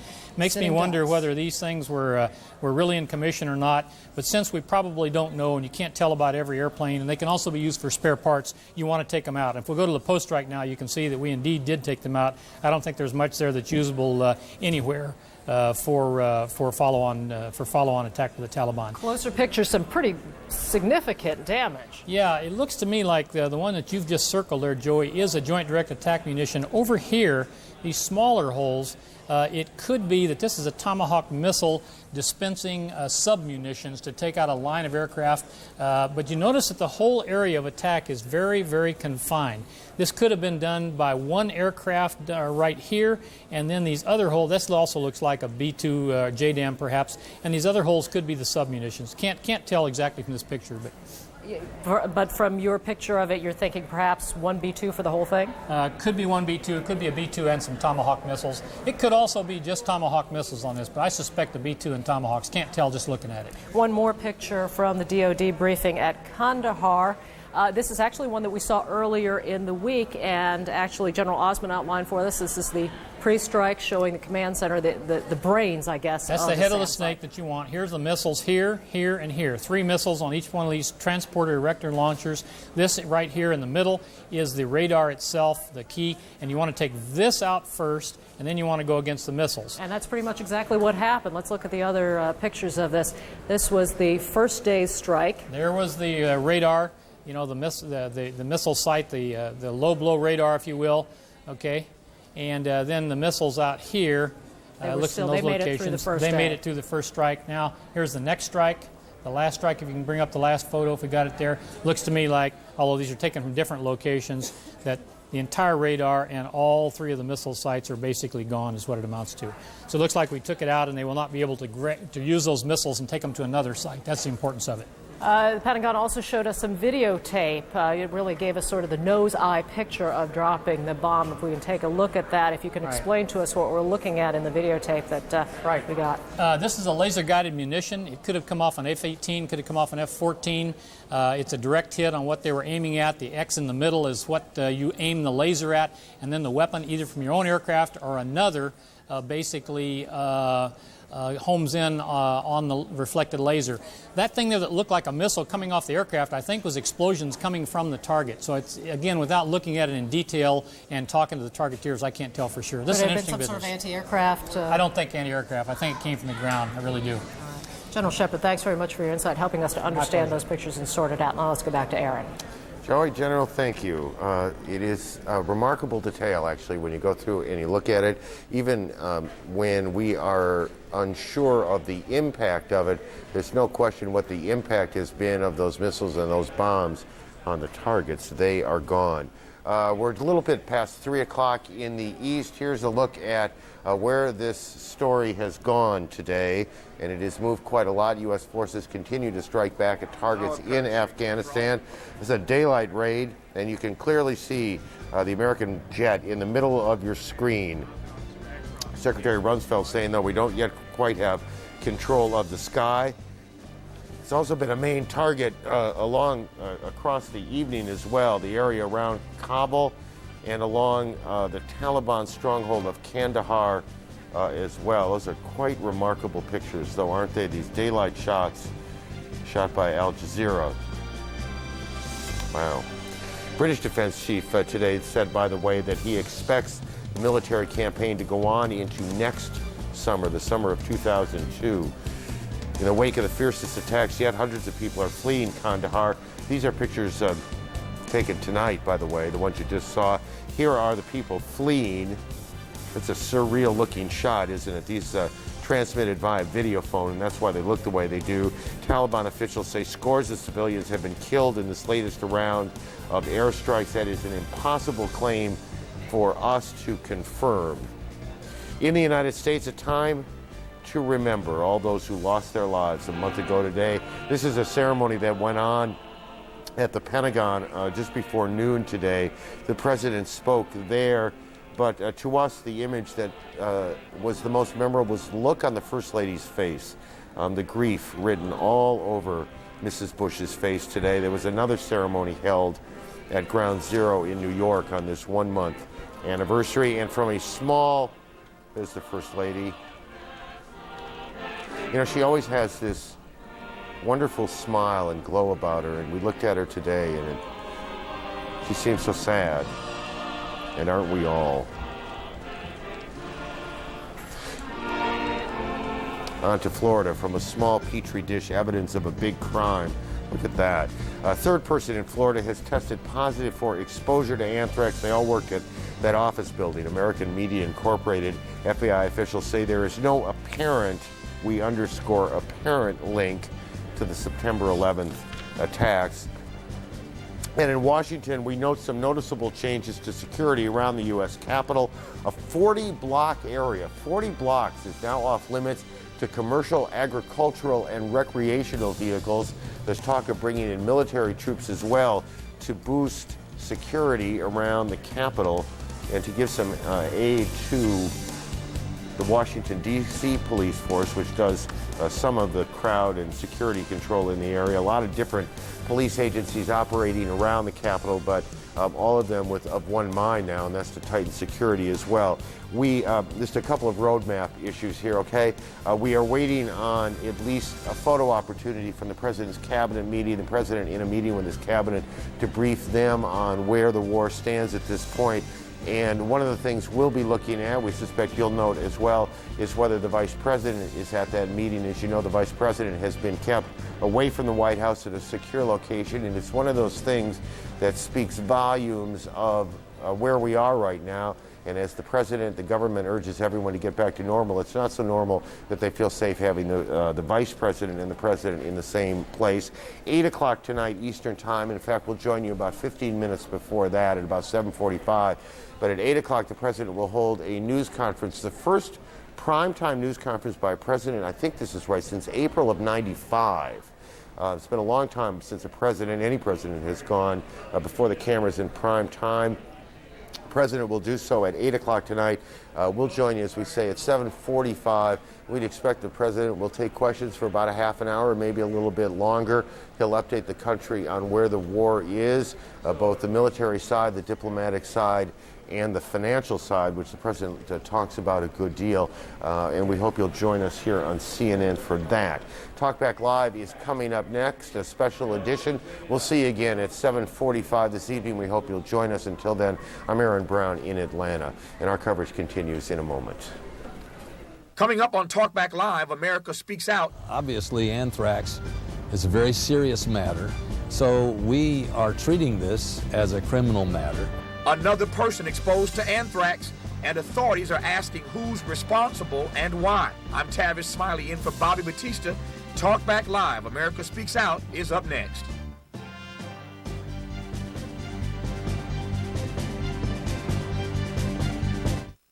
I ate Quaker oatmeal for 30 days. They tell me it actually works to remove cholesterol from your body. Pulls it right out. Helped clip my cholesterol 15 points. That's a whole bunch. Quaker oatmeal warms you heart and soul. What's your worst fear, Nathan? Who is this? We have your daughter. Now. Get her back. Don't. You want what they want. Say. What is it? A word. Michael Douglas. No. Don't say a word. Rated R. Now playing only in theaters. From the tragedy of the terrorist attacks to the reaction across our country. This military action is a part of our campaign against terrorism. And overseas. I cannot disclose, obviously, how long this action will last. Depend on CNN for the facts, the issues, and the human side of this drama. For the most comprehensive coverage of America's new war, depend on CNN.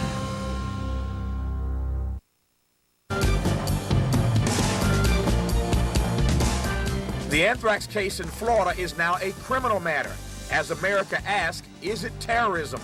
And if not, who could have done this? This hyper-awareness about the activity in Florida has really got a lot of people on edge, and they think everything is suspicious. Will the latest news feed the nation's fear of biological attacks? The issues at home and abroad 1 month later.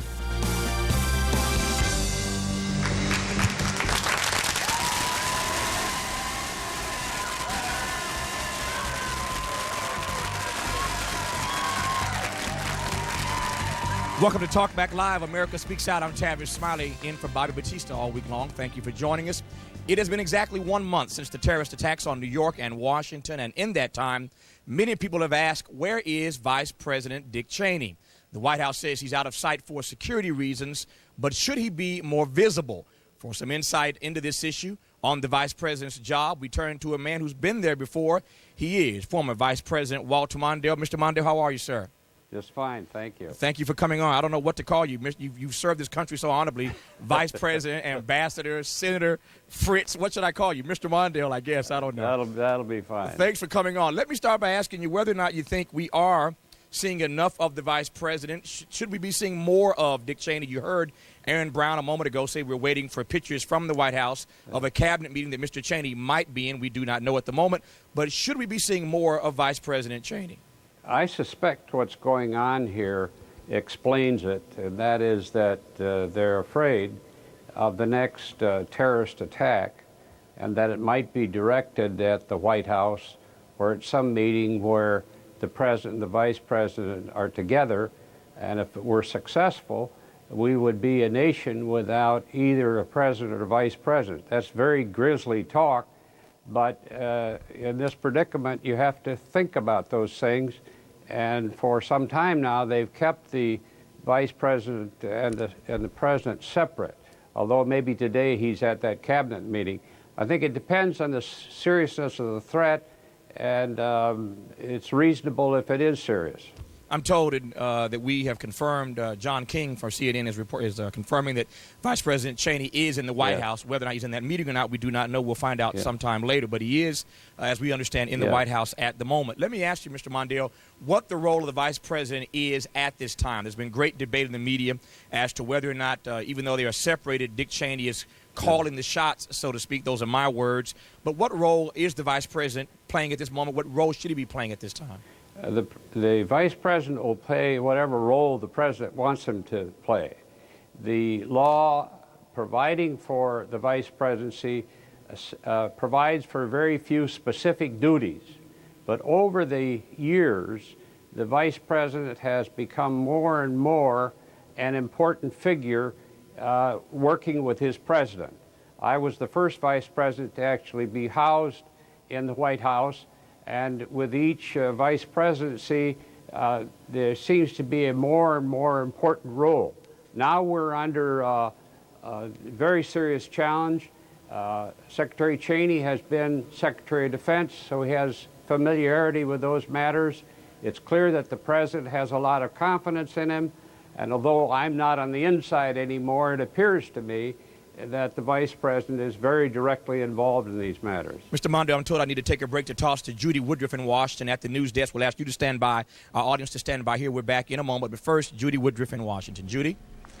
Thank you, Tavis. You're absolutely right. We're told that we do have a video available now of this cabinet meeting. It got underway about a little over an hour ago at 2 o'clock Eastern Time. Standing by at the White House, our correspondent John King. John. Well, Judy, as we wait for this tape, we know the President wanted a first-hand update from the members of the Cabinet on what their agencies have been doing in the months since the devastating attacks on September 11th. And as Tavis just noted, we do know that shortly after that Cabinet meeting began, the Vice President Dick Cheney arrived here at the White House for the first time since Sunday. He was here when the President addressed the nation and announced that the airstrikes were underway in Afghanistan.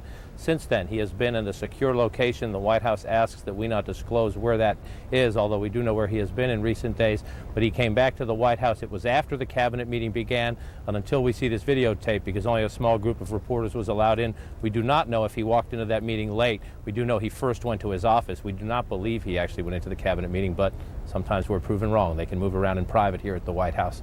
We will see the president in just a minute, and we know he will address the American people tonight, deliver an opening statement at a primetime news conference, the first of his presidency.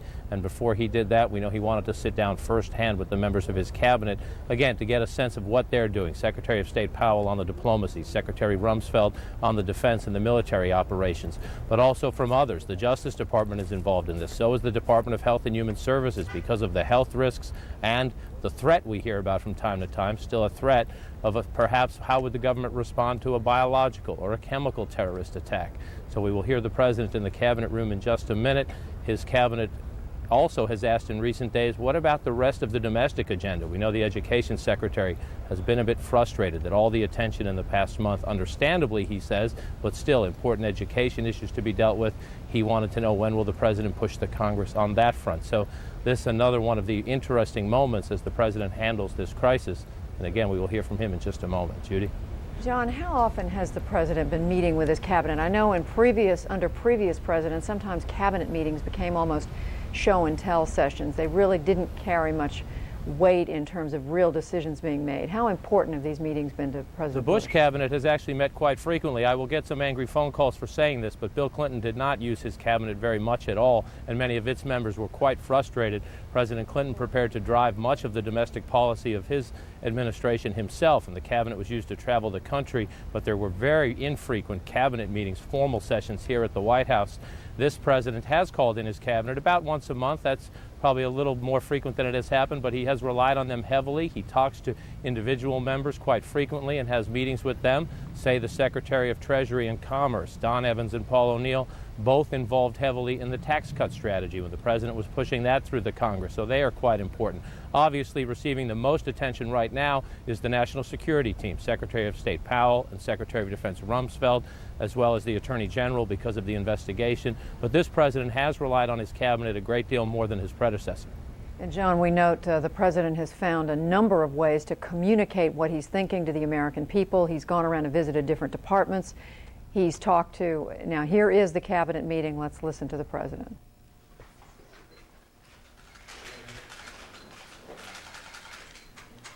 I have asked my cabinet to come in and give me a briefing on the progress that we're making on the war on terrorism.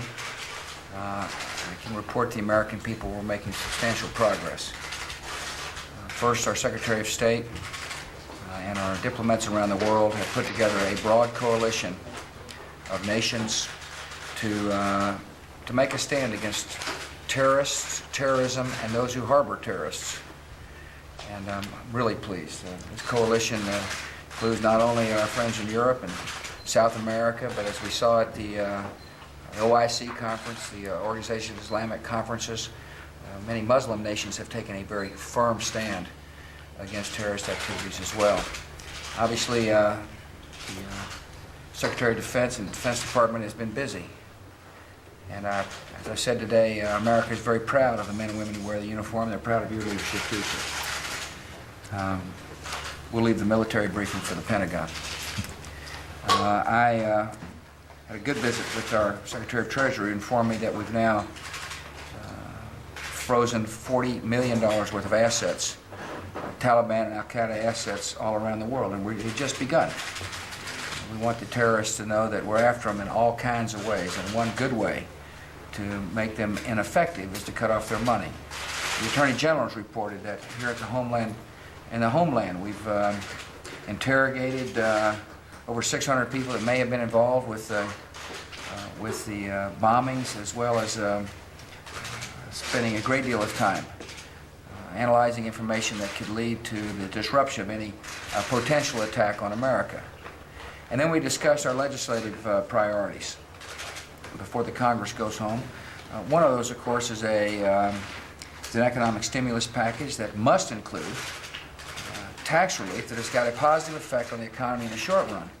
But there are two other aspects to a good, strong economic stimulus package, one of which is Trade Promotion Authority, and the other is an energy bill. Now, there was a good energy bill passed out of the House of Representatives. And the reason it passed is because members of both parties understand an energy bill is not only good for jobs, it's important for our national security to have a good energy policy. And I urge the Senate to listen to the will of the senators and move a bill.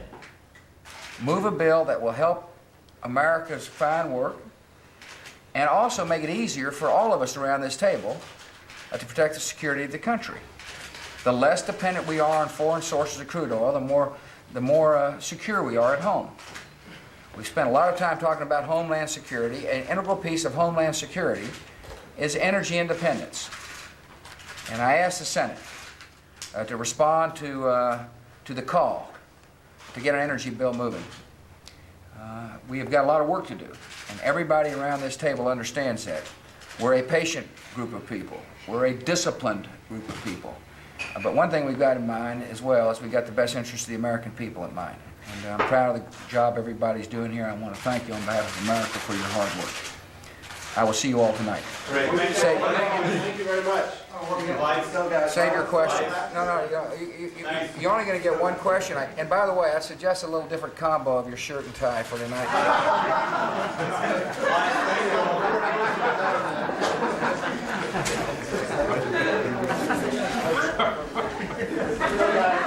Thank you.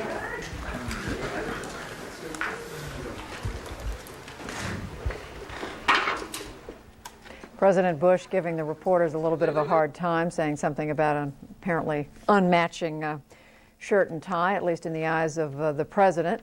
I took note, John King, that at the end, it seems to me the president got to the point of what he was there to say, and that was to urge the Senate to pass the energy bill that the president wants, and he tied it directly to the war against terrorism. He said, unless we can get this energy bill passed, we can't protect the security of this nation the way that we would like to. He said energy independence is an important piece of Homeland security. That's right, Judy. Also very significant what the president did not say. Flashback a month and just a day, September 10th, and what would we be talking about? The coming budget battle, the fight over dipping into the Social Security surplus, the president's prodding of Congress to deal with the Patient's Bill of Rights and education, two issues that were prominent on his agenda 31 days ago, not so prominent now as the president directs a war on terrorism and virtually every priority now shaped by that war. That was missing as well. The president also had hoped this fall to begin discussions about Medicare reform and long-term Social Security reform.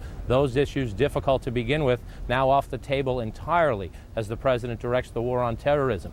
Two other quick footnotes at the very end. You saw at the end of the table the newest member of the Bush cabinet, certainly a cabinet level position. Governor Tom Ridge, the former governor of Pennsylvania, now runs the Homeland Security Office at the White House, and the president has designated that as a cabinet level position. And as we were listening to the president, the Treasury Secretary Paul O'Neill steps outside of the White House to brief reporters a little bit more on the subject the president discussed in his remarks, freezing assets of suspected terrorists and their organizations around the world. Secretary O'Neill saying 62 nations in total have now issued blocking orders, freezing finances, that 102 in total have indicated their intent to join in addition to that, and that, as the president noted, $24 million so far frozen that the government, the United States government, says can be traced back either to the Taliban or to Osama bin Laden's Al-Qaeda network. Judy? All right, John King spelling out for it just how much the entire agenda of this administration now seems to be tied to the war on terrorism, not just energy, but the stimulus package, trade promotion authority, and so on. All right, thanks to John King at the White House. I'm Judy Woodruff in Washington. We're going to go back to Tavis Smiley and talk back live right after this break.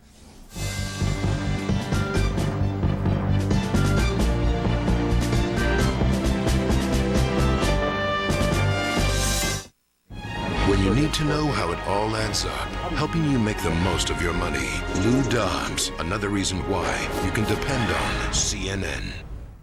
Every day we'll shine a light in this world for everyone, man and woman, boy and girl. If we all join together with belief in our hearts, we can lie in our own country to the attacks of these people who are willing to destroy themselves and as many innocents as they can take with them puts a whole new cast on the kind of life even our highest officers have to live. Mr. Mondale, once again, we thank you for your service, and we thank you for your time and patience sitting through this program today during that break, and for your insightful comments. Thank you very much. Thanks a lot. Nice to talk to you. We'll take a break and come back in a moment and talk about the anthrax scare in Florida. You're watching Investigation as we talk. Well, Travis, I can tell you that within the last couple of hours here at American Media, we have had several teams go in, those teams in their hazardous material suits. They have been going in and out of the building. You can see in the video there, donned in those white suits with the masks over their faces.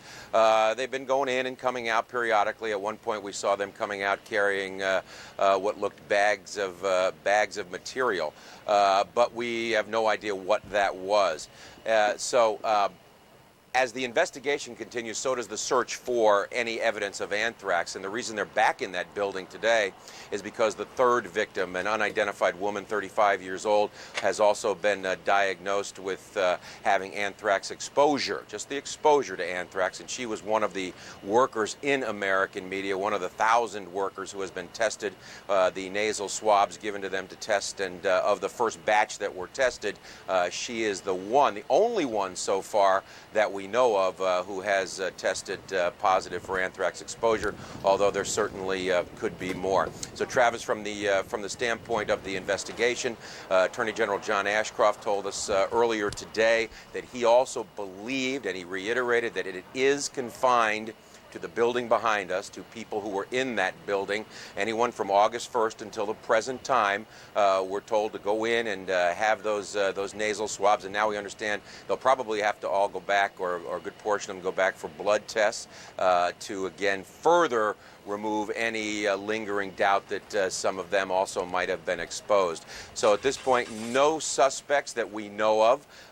The strain has been linked, we believe, to Ames, Iowa, a laboratory there from 1950s research. That is also not completely confirmed. Federal agents are keeping quite a bit of this very close to the vest until they can really narrow it down and get some conclusive and definitive answers. And a lot of that will probably come from what they find or don't find in this building. Travis? John, let me ask you one last question. Is there any reason, obviously there is a reason, what do we know about the reason or reasons for why this is being investigated now as a criminal act? We know it's not linked to the terrorists. We've been very clear about saying that. But what were the reasons for opening up this as a criminal investigation? Well, we don't know at this point that there's any link to terrorism. That's what we're hearing from, of course, Attorney General said that too, but that's at this point, and that's what they believe. They do believe this is an isolated case, but the reason it's being investigated as a criminal case now is because we've had 3 cases. A week ago, almost to the day, it was one singular case. They had thought that perhaps it was a naturally occurring form of anthrax that is found in the United States. It could have been found in Bob Stevens, that was the photo editor who passed away, could have been from his backyard. But once they detected a second case, and now the third case, no longer can federal officials, be it from the Justice Department or from the Centers for Disease Control, they basically have ruled this out as having any possibility of being anything but a criminal act. John Zwella, thank you for your report. We appreciate it. Let me go to David now. David, thank you for joining us as well. Let me start with a question that I just saw run across our screen here, apparently emailed to us moments ago, that I found rather interesting, and it was on my list of things I wanted to talk to you about, so we'll start there. When do these quote-unquote isolated cases start to add up to something very different? Well, I tend to agree, Travis, with the thrust of the previous report that it appears to be a criminal case rather than, with the emphasis on biocrime rather than bioterrorism. It looks like somebody had a real problem either with American Media or with poor Mr. Stevens, and it seems to be targeted specifically on that individual as opposed to a more broadcast attack that might be associated more easily with terrorism. Can we track this particular strain of anthrax? We keep reading, for those of us who are laypersons like myself and the rest of my friends here in the studio who don't know a great deal about anthrax, I'm trying to figure out whether or not this new strain that we keep reading about is something that we can actually track. Okay. There are about 1,200 strains of anthrax, which a strain is a subspecies. This one was first isolated apparently in Ames, Iowa in the early 1950s. It might also come from either Haiti or Texas, where it would have been first isolated. However, since then, it's become a reference strain that's been provided to laboratories around the world. There are dozens of laboratories around the world that keep hundreds of strains of anthrax. My opinion is that it would be very difficult initially to trace where this anthrax actually initiated. Are there certain strains of anthrax that are linked to particular countries? I heard you mention a couple states, and I thought I heard you mention Haiti a moment ago, but are there certain strains linked to certain parts of the world that might, in fact, somewhere down the road, give us some indication of what part of the world perhaps this came from, if not from our shores? Okay. There are reference collections of anthrax that are endemic to different parts of the world, and there's quite a collection of them at the Los Alamos National Laboratory and other places, but they picked up samples from the former Soviet Union as well, who had been very interested in finding different types of anthrax that were linked to different locations. However, there are also military-type pathogens that were developed by both the British, the Americans, and others that are available on the market for that could be used as a biological weapon seed culture. I want to make room for our audience to ask you some questions and make some comments to you and get your responses. Before I do that, though, it occurs to me that maybe I should ask you, since you're the professor here and then I am not, you're the expert, I am not, at what point would this situation vis-a-vis anthrax in Florida start to worry you, to concern you, or are you already worried and concerned? I'm worried and concerned, but that's comes with the work. I was very concerned earlier before they identified which strain it is. I was very gratified that initially they made a quick call that it's sensitive to all antibiotics, including penicillin, which I found reassuring. One would expect in a military type or terrorist, advanced terrorist type pathogen to engineer an antibiotic resistance, and so I was reassured when that turned out not to be the case. Well, if you're reassured, then I'm reassured. Chris, who do you have in the audience here? James, go ahead. Yeah, what is the, in comparing smallpox with anthrax, wouldn't smallpox be the choice method of affecting more people? It sure would, and an important thing to remember is that anthrax is infectious but not contagious. Smallpox is transmissible, highly transmissible person to person. You could impact a lot more people with smallpox. Smallpox was eliminated from the world in the early 1970s, and there are only 2 legal repositories of smallpox virus that currently exist. Babette in Everett, Washington has this to say through her email: I do not believe the anthrax is an isolated case, and we will see more to come if we do not take action now. And from Jane in Zephyr Hills, Florida, the coverage on anthrax, is not scaring me. As for the vice president, his absence just proves who's the kingpin in this administration. The most important person is in a very secure place. David, it seems to me that if smallpox is a better weapon of choice, why would someone risk using anthrax? Why would, if this in fact were, and we again, I underscore, there are no links at this point to this being a terrorist attack on the U.S., but if in fact smallpox is a better weapon, why would someone even use anthrax and not smallpox as a weapon of choice? Anthrax is a lot more accessible as far as seed cultures are concerned, which can be isolated from the environment or perhaps available at a reference lab around the world. It's more easily cultured. Viruses are much harder to work with, and as I mentioned, there's only 2 places that it legally resides at this time. Chris, what do you have out here now? This is Grant Tavison. Grant is a registered nurse. Go ahead, Grant. Could you elaborate a little bit more with the symptoms of anthrax? It seems the general symptoms of just a cold have been broadcasted, but working in the emergency room, we're constantly getting bombarded with phone calls. Hey, I have a runny nose. Do I have anthrax? Hey, I have a cough. Do I have anthrax? And could you just go over the symptoms a little bit better? You bet. Unfortunately, your interlocutors are correct. The early symptoms are nonspecific and flu-like, and so it's hard to differentiate it until the disease turns into a more intense form. That usually takes a couple days. Early signs of that would include a widened mediastinum, which would show up on an X-ray. Meningitis happens in about half the patients. Sputum cultures would come back negative, which is not what you'd expect for a normal pneumonia-type illness.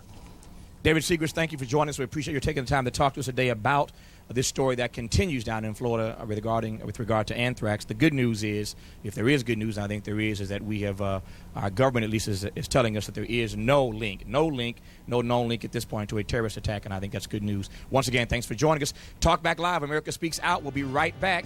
Stay with us.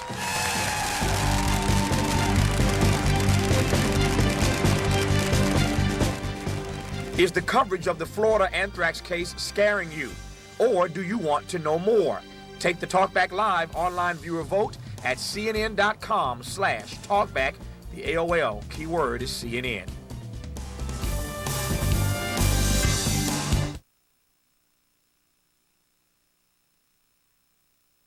Hello, Mrs. Lindsay.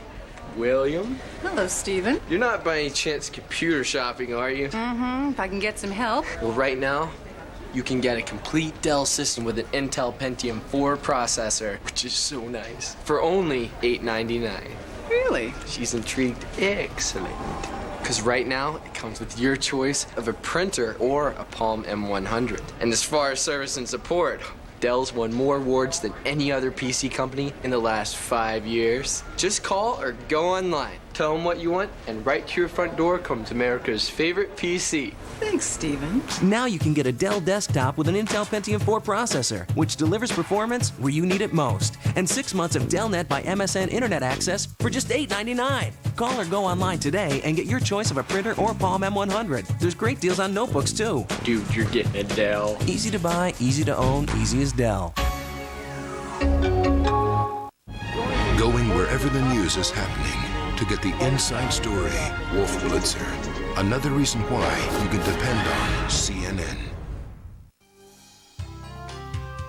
Is this all you're using your computer for?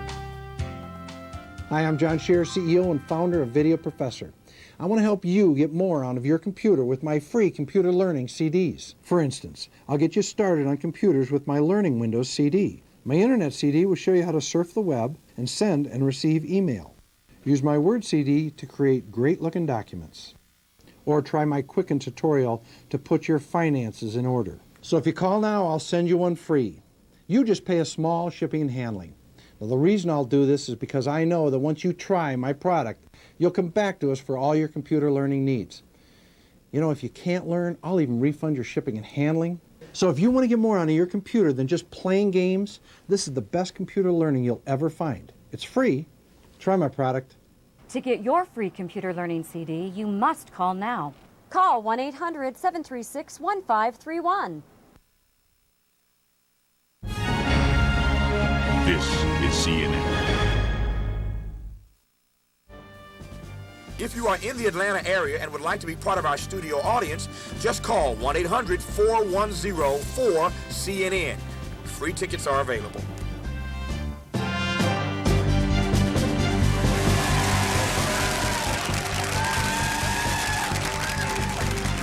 Welcome back to Talk Back Live on CNN. I'm Tavis Smiley. Glad you're with us for the latest now on the strikes and what's happening in the region. We go to CNN's Rebecca McKinnon in Peshawar, Pakistan. Rebecca, thanks for joining us. Let me start by asking you, what is the latest as we speak on these attacks? Well, the latest is that the attacks continue on in Afghanistan over the border. They're striking on Kabul. Reports are that the striking is very heavy this evening. Also striking Jalalabad, which is a city just a little way over the border from here.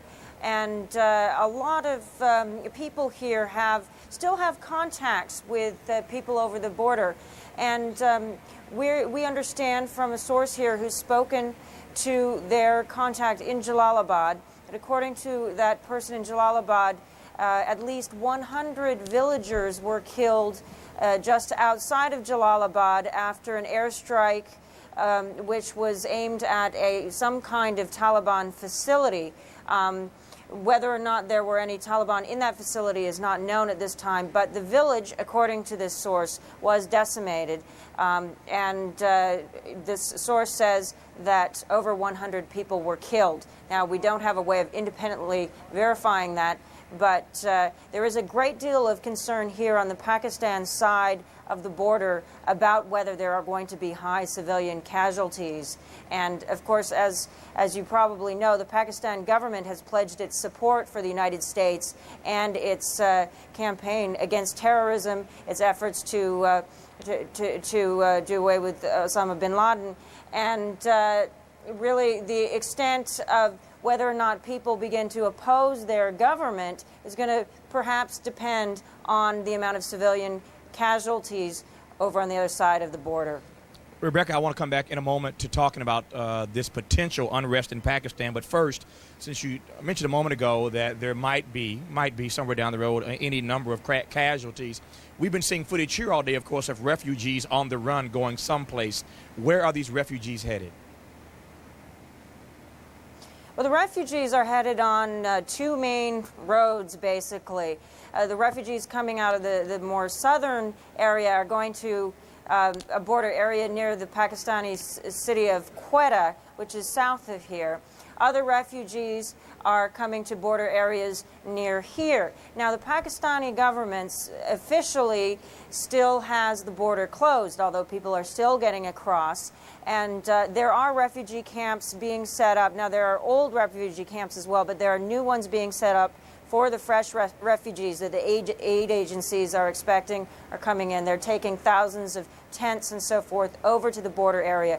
But the government is being very, very careful not to let these refugees come very far into Pakistan. They're very concerned about these people assimilating into society. They're concerned about Afghan refugees fomenting unrest and participating in anti-government demonstrations. Back to the point you raised earlier about potential unrest in Pakistan, any evidence at this point that in fact is starting to happen? We all know that Pakistan is one of the U.S. allies at the moment, but I think you're right in your reporting that if that starts to unravel because the people start to feel a certain sense of unrest, then that would change things dramatically. Any evidence at this time that is starting to happen anywhere in Pakistan? Well, there are protests that do go on basically every day. There have been protests going on every day since the airstrikes started. They've been more violent in the south of the country, although there was a very large demonstration just north of here with, according to one eyewitness we spoke to, said it was about 12,000 people. Now, these tend to be organized by radical Islamic parties that tend to have a great deal of sympathy for the Taliban, a lot of contacts with the Taliban, and these groups are very much opposed to their government's policy of assisting the United States. However, there are a lot of other Pakistanis who are not going into the streets, and a lot of the middle class very much does seem to support the government's policies at this time. They see that really there's no other choice for Pakistan. But at the same time, it's important to remember this is a Muslim country. It's an Islamic nation. And so people do feel very conflicted. And even those who support their government still have been telling me, when I've been speaking to them, that they still find it quite upsetting about the reports of civilian casualties. And there is the issue of if those civilian casualties get too great, perhaps some of the support for the government could unravel. Rebecca McKinning in Peshawar, Pakistan. Thank you for joining us and for your report, and we appreciate it. We've only got a few minutes left here, and I want to, as I told the audience at the top of our show, want to run around the audience and kind of informally, as we all know, it's been 1 month ago today since this diabolical attack happened in this country. And I hate to use the word anniversary, because it sounds like such a celebratory word, and there's nothing clearly here to celebrate. But I want to work with Chris around this room and just get people's responses. It's been 30 days, it's been one month. How has your life changed? What do you think about this 30 days later? Well, I travel a lot for work throughout the Southwest, and I continue to do that, but I am much more conscientious of watching my surroundings, see what's going on. leaving earlier, and different airports have different security. But I feel safe going right now because now is about the safest I'll feel. 6 months from now, I won't feel safe. Jim, how's this changed your life? Priorities have shifted. I know what's important. I feel like I'm putting a higher emphasis on family and friends and love and things that matter to me. And there's unity, too. All of us were Americans. I feel like more kinship. Political parties have kind of fallen by the wayside, or political divisions have fallen by the wayside. I think we feel a little more unity with each other. Laura, how's it changed your life out in Arizona? Well, I think I agree with Jim. Feeling closer to family and things that seemed more important before aren't quite as important as I thought they were. Ken, how's it changed your life? I travel back and forth to New York every week, and I found that the airplanes are very empty. There are not very many passengers on the airplanes, and the terminals are empty, and the parking lots are empty, too. Chris, what do you have over there? This is Belinda. Belinda, how has it changed your life? I just remember to praise God a lot more often because I'm very blessed that, I have lots of friends and family in New York and in the D.C. area and have not lost anyone personally. So that's what I'm doing on a more regular basis, for sure. Adrian? It has totally changed my life. Prior to September 11th, I'm a native New Yorker. I've been in Atlanta 8 years. I was scheduled to pastor a church in Macon, Georgia. But since September 11th, I have canceled those plans, and I'm moving back home to New York to see what I can do to help there. So my whole life has changed. Get the last word, Joanna. How's it changed your life? It's changed. I think it's brought our whole country together a lot more, and there's a lot more unity. And just people on the street, you find people being more curt to each other. Just we're Americans, we stand together, and they can't touch us. Thank you. Got to run. Tomorrow, Talk Back Live, 3 p.m. Eastern. Thanks for watching. Keep the faith.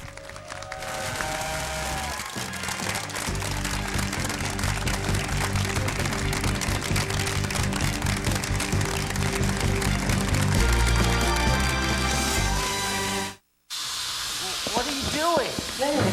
Look, who are you guys? You got the wrong guy.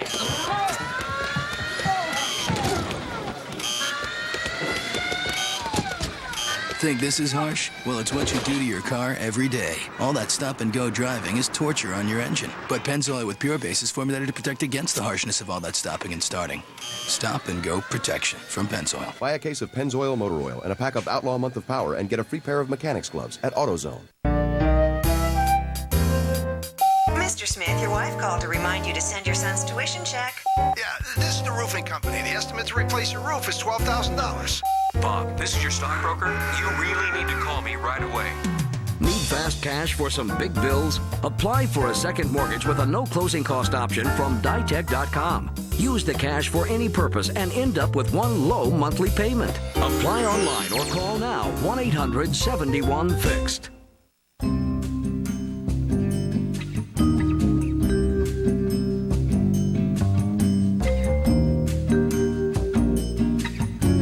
If you're sitting in it, you're not looking at it.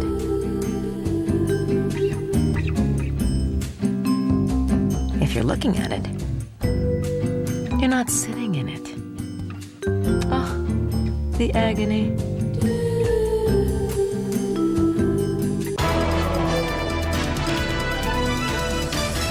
Want to earn money market rates on your checking account? Open a super interest checking account online with My Bank USA. You'll earn the highest interest rate with a minimum balance of only $2,500. And you can pay your bills online. You can also apply for super interest checking online.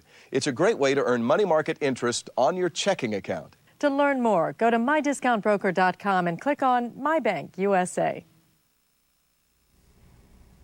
I'm Lou Dobbs in New York. The closing bell will be ringing on Wall Street in just a little less than 3 minutes, wrapping up a day of solid gains for both the Dow, the NASDAQ, boosting stock prices today, some good economic news, and upbeat quarterly earnings news as well. The highlight of the day, the NASDAQ, which is trading more than 4% higher right now. Rhonda Schaffler is at the New York Stock Exchange. Greg Clarkin is over at the NASDAQ market site. And based on performance, Greg, we begin with you today. I'll tell you what's an impressive performance right now. The NASDAQ Composite sitting at 1698. Now, if you go back to September 10th, the day before the attacks, we were at 1695. That was the close. So basically, it has come all the way back. At one point today, hitting 1699. It hasn't traded above 1700 since September 10th. So that'll be impressive if we can cross that milestone as well. But you can see by the chart there. This is a rally that really gained a head of steam about mid-afternoon or so. It peaked at right about 1 o'clock, 1:30 or so, pulled back a little bit as the semiconductor stocks came off their session highs, and then again we've seen it bounce again, and traders are saying in the afternoon at least that there was a growing sense of people not wanting to be left behind, so that's why we're seeing kind of new money come into the market as this rally continues. So the NASDAQ showing a real strong performance here, Lou. All sectors are sharply higher. Philadelphia Semiconductor Index up 10.5% right now, and as those chips go, the broader technology sector goes as well. Lou? Okay, Greg, we'll be getting right back to you, and we head now over to the New York Stock Exchange where Rhonda Schaffler has been covering this session on the floor. Rhonda. Lou, the percentage gains not as strong here, but the S&P 500 will close back at pre-attack levels when we hear that closing bell ring. And by the way, the Dow Industrial's not doing too badly either. The Dow building on some momentum as we await the closing bell. It will close with a triple-digit advance and could settle above 9,400. The rally here also broad-based with the exception of some of the defensive stocks, things like pharmaceuticals and consumer product stocks and some of the food stocks. Investors moved out of that into some stocks like technology here as well, retailers and financials. Lou. Rhonda, we're, as you just pointed out, awaiting the closing bell there at the New York Stock Exchange. I don't have the information here. Perhaps you do. Who will be in the balcony for the ringing of the bell today? Lou, we have seen this so many times here. You will see members of the fire department of New York, people that are close by to Ground Zero, just 3 blocks from here. You can hear the cheers already. Right. Also, and as we look at this Guard. picture, Rhonda, we see, I guess it could be a National Guardsman there, along with NYPD, and it looks to be police officers as firemen as well. There's the bell.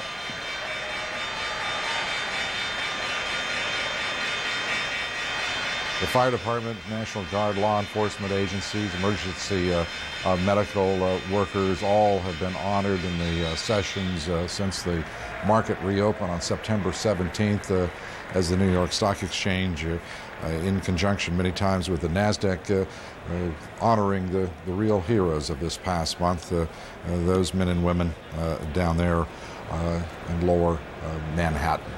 Well, let's turn to what was a solid rally on Wall Street today for the second session in a row. As both Rhonda and Greg pointed out, the S&P 500, the NASDAQ, both climbing above their pre-September 11th levels. Rhonda, we're going to go back to you. What primarily today, as best you can judge these things, driving the market? You know, Lou, it's a little bit of what we talked about yesterday, and that is growing confidence in the attacks on Afghanistan, but perhaps one of the best phrases I read today from one strategist was, it's not just emotions driving the market, it's fundamentals now too, because it's day 2 of some decent earnings news around, and the market continues to hold up well even when companies give news that isn't so great. We'll get to that in a moment. First, let's take a look at some of the Dow movers. The advance today coming in very heavy volume. There were some cyclical names that topped the list of strong performers. Here, what we're looking at are some of the big board movers. There's our Dow movers, 3M at the top. As far as what was moving here on the big board on earnings news, General Electric, which is a member of the Dow 30, that company's earnings coming in target what the street was looking for. And also, GE says it's going to return to double-digit earnings growth. We also saw some retailers that actually said, not surprising, sales results for September weak. Despite that, the stocks moved higher, and that would include companies like Federated and Talbot. So you have a sense here that people are looking beyond the bad news a little bit, Lou, and thinking that things will be getting better. Terrific. Rhonda, thank you. An impressive day over at the NASDAQ, as we've said. Greg Clark can tell us about it. And right now, it looks like the NASDAQ closing above 1,700 for the first time since September 6th, actually. And closing at the session highs right now. 1,701 is where it sits right now. Big volume today, 2.4 billion shares. When you consider on Monday and Tuesday, when there was a lot of tentativeness over the beginning of the military operation, we saw a volume of 1.4 billion. Today, we have 2.4 billion. And again, traders citing a combination of events. One, the confidence in those military operations, as well as the confidence that a number of industries and sectors are really seeing a fundamental a shift, bottoming out, if you will. Morgan Stanley today out on the chip sector saying that investors should overweight that sector, believing that the companies there are bottoming. Let's take a look at some of the big name technology shares, give you an idea of how they performed on the day. And what we did see the big caps doing very nicely today. Dell Computer up $1.50, Cisco gaining nicely, and Intel as well. Again, the chip stocks really leading the way today, Lou. Philadelphia Semiconductor Index up almost 11% on the day. Lou? Okay, Greg, thanks a lot, and we appreciate it, as always. That's a look at the markets for now. Please join us at 6 o'clock Eastern for Moneyline on CNN tonight.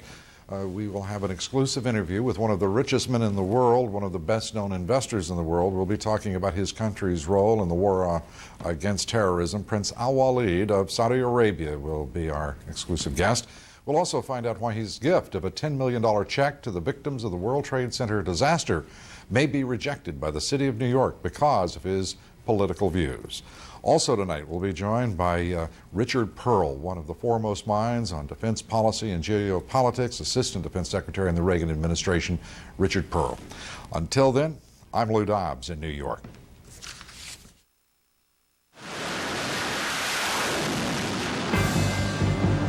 A day of war and remembrance, 1 month later.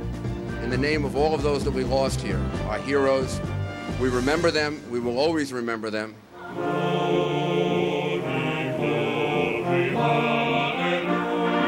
For out of this act of terror and the awakening it brings here and across the globe will surely come a victory over terrorism. Inspired by all the courage that has come before, we will meet our moment and we will prevail.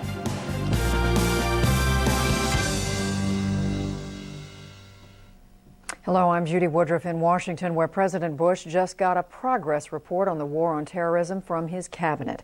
On the financial front, Mr. Bush announced that the United States has frozen $24 million in assets of Osama bin Laden and his Al-Qaeda network. Now, for a check at the latest developments on the military front and more, let's go to my colleague Joey Chen. She's at CNN Center in Atlanta. Hello, Joey. Judy, good afternoon. It is now, though, past midnight in Afghanistan, and U.S. warplanes have been conducting another round of evening strikes at Taliban targets. In the capital city, Kabul, several strong explosions are seen and heard over the past several hours. A large number of residents have reportedly fled the city. U.S. Defense Secretary Donald Rumsfeld says the Taliban still have some air defenses. Pentagon released the first video from a warplane attacking in Afghanistan. It shows a weapon striking a Taliban missile site, which exploded in a huge fireball. Officials say they are satisfied that at this point the attacks have been successful. To their way of thinking, Taliban officials claim more than 170 people have been killed in the U.S.-led airstrikes, and they accuse the United States of lying to the world when it says it is not targeting civilians. Exactly 1 month after the attacks on the United States, today's memorials for the victims were underscored by new numbers from New York City. More than 5,100 people are dead or missing in the ruins of the World Trade Center. In Washington, security is being tightened another notch at the U.S. Capitol amid concerns of further terrorist attacks. Some traffic is being rerouted, and authorities are considering bringing in military police for added protection. And the FBI today says it has not found any evidence linking the anthrax outbreak in Florida to the September 11th attacks. But a criminal investigation now is underway after a third employee of a tabloid publishing firm tested positive for anthrax. Now back to Judy in Washington. Thank you, Joey. Well, after his afternoon meeting with members of his cabinet, President Bush now is preparing for his first primetime news conference at the White House, and that's tonight. Let's check in for more on that with our senior White House correspondent, John King. John. Hello to you, Judy. An opening statement, we are told a progress report from the president on the months since the September 11th attacks on the World Trade Center and the Pentagon. The president, as you saw in the beginning of the show, attended a memorial service over. The FBI issues a new high alert. The Bureau warns there could be more terror attacks against the United States in the next several days. New video of U.S. forces hitting Taliban targets as President Bush reports, quote, substantial progress in the war. How did anthrax wind up in this building? Investigators follow a trail of microscopic clues. And America in mourning, pausing to remember the neighbors we lost to terrorism 1 month ago today.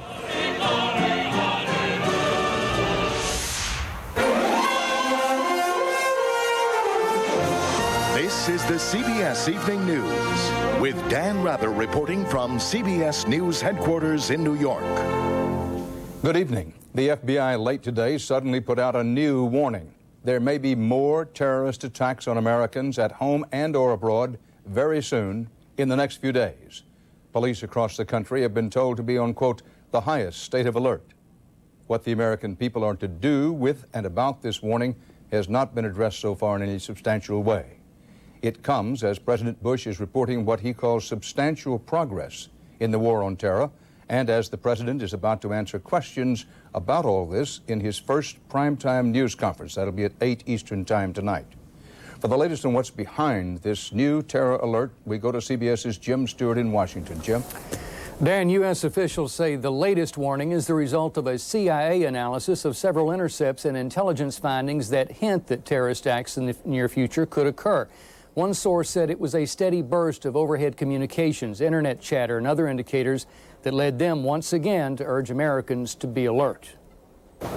It's hard to imagine, however, how much more alert U.S. law enforcement and the military could be. It was only 4 days ago that the FBI went to its highest alert ever following the start of the U.S. and British bombing campaign in Afghanistan. That prompted new layers of security at the nation's airports, increased harbor patrols, and security reviews at all of the nation's nuclear power plants. The latest warning wasn't specific. It reads, certain information, while not specific as to target, gives the government reason to believe that there may be additional terrorist attacks within the United States and against U.S. interest overseas over the next several days.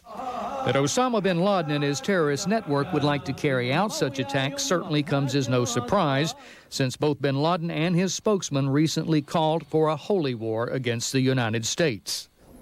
What appears to be going on here is that no one in government ever wants to be accused again of not warning the public at the first hint of trouble. So we may be seeing a lot more high security alerts in the future. But what is also happening, officials suggested, is that the terrorists may be testing us. What better way to study U.S. defenses, they suggested, than by hinting at an attack just to see how we respond. Dan? Jim Stewart, live in Washington. When CBS News tonight asked the Justice Department what the public should do about this new terror threat and alert, spokeswoman Mindy Tucker said, and I quote, "We hope the American people will be on their highest alert and that they will use the new information to be prepared but not panicked," unquote.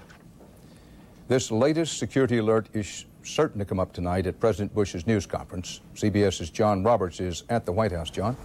Dan, White House officials said today this latest warning is another reminder that unlike any previous war, the nation has to get used to the idea that mainland America is now vulnerable to reprisal attacks. The president has repeatedly advised Americans to be cautious. At the same time, he has urged them to go about their lives. Speaking today in the cabinet room, the president said the administration is aggressively attempting to get to the bottom of the September 11th attacks and identify any future terrorist threat. We've interrogated over 600 people that may have been involved with the bombings, as well as spending a great deal of time analyzing information that could lead to the disruption of any potential attack on America. Though he did not attend today's cabinet meeting, Vice President Dick Cheney was back at the White House for the first time since bombs began dropping on Afghanistan. Cheney had been kept separated from the president for security reasons, but is now expected to resume working at the White House. The president today also announced progress in the effort to stem the flow of money to Al-Qaeda and the Taliban. Some $24 million has been seized. 62 countries now taking part in that campaign, though the administration has yet to receive a full commitment from Saudi Arabia. Dan? Live from the White House grounds, John Roberts. CBS News will bring you live coverage of the President's news conference tonight beginning at 7 Central. On Capitol Hill, legislation to beef up air travel security is still being blocked by House Republican leaders. They object to a provision that would federalize airport security workers. Despite unanimous Senate passage tonight, Republican opponents in the House and their allies in the private airline security business do not want to take over by government workers.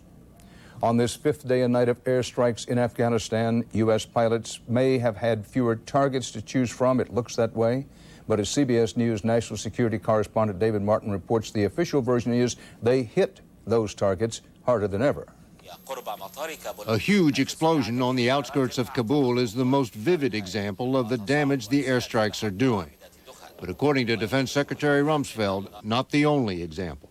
I have seen several examples where there were enormous secondary explosions, in some cases that went on for several hours. Gun camera video shows the fiery aftermath of an attack on a surface-to-air missile site. Before and after satellite photos show the damage done to a Taliban military garrison and to a line of fighter aircraft.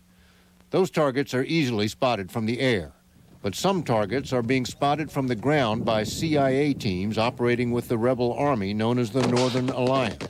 We are obviously receiving communications from the Northern Alliance. It's possible to use that in target planning. American jets can now orbit over Kabul in broad daylight, but Secretary Rumsfeld says there is still a threat from anti-aircraft fire. And it is AAA, and it's man-portable surface-to-air missiles, and I believe one or more surface-to-air missiles of considerably greater capability. Shoulder-fired Stinger missiles cannot reach high enough to shoot down a bomber, but they are deadly against helicopters. U.S. helicopters are positioned both north and south of Afghanistan, in Uzbekistan and Pakistan, ready to pick up any downed pilots. So far, they haven't been used, but there almost certainly will come a day when helicopters carry commandos into Afghanistan in pursuit of Osama bin Laden.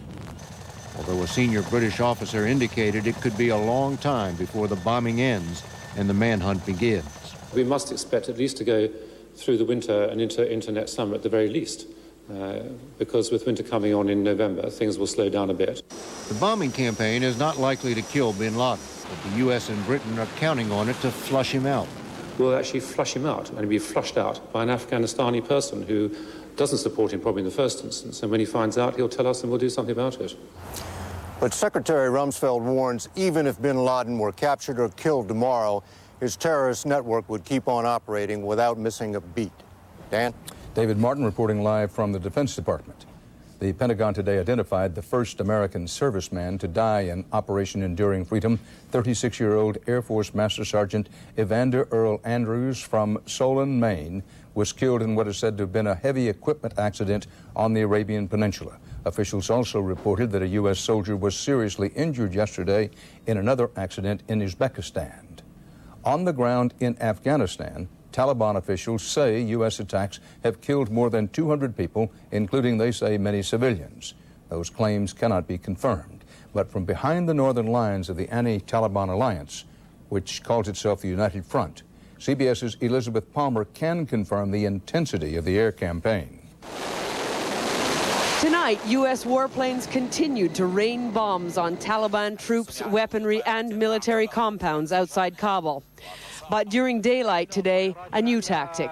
For the first time, jets screamed through the clear blue skies above the capital city, sending residents scrambling for cover just as they were picking up the pieces and putting out the fires from last night's bombings. Afghanistan's southernmost city, Kandahar, was hammered yet again, suffering a direct hit on a munitions dump. Warplanes targeted a compound near the airport where bin Laden followers have been living. The eastern city of Jalalabad, believed to be a center for Al-Qaeda guerrilla training camps, was among the worst hit. In the north, the United Front is claiming important victories. Leaders say they've captured 2 major provinces and the main roads which have allowed them to choke off Taliban supply routes. But these are not necessarily combat victories.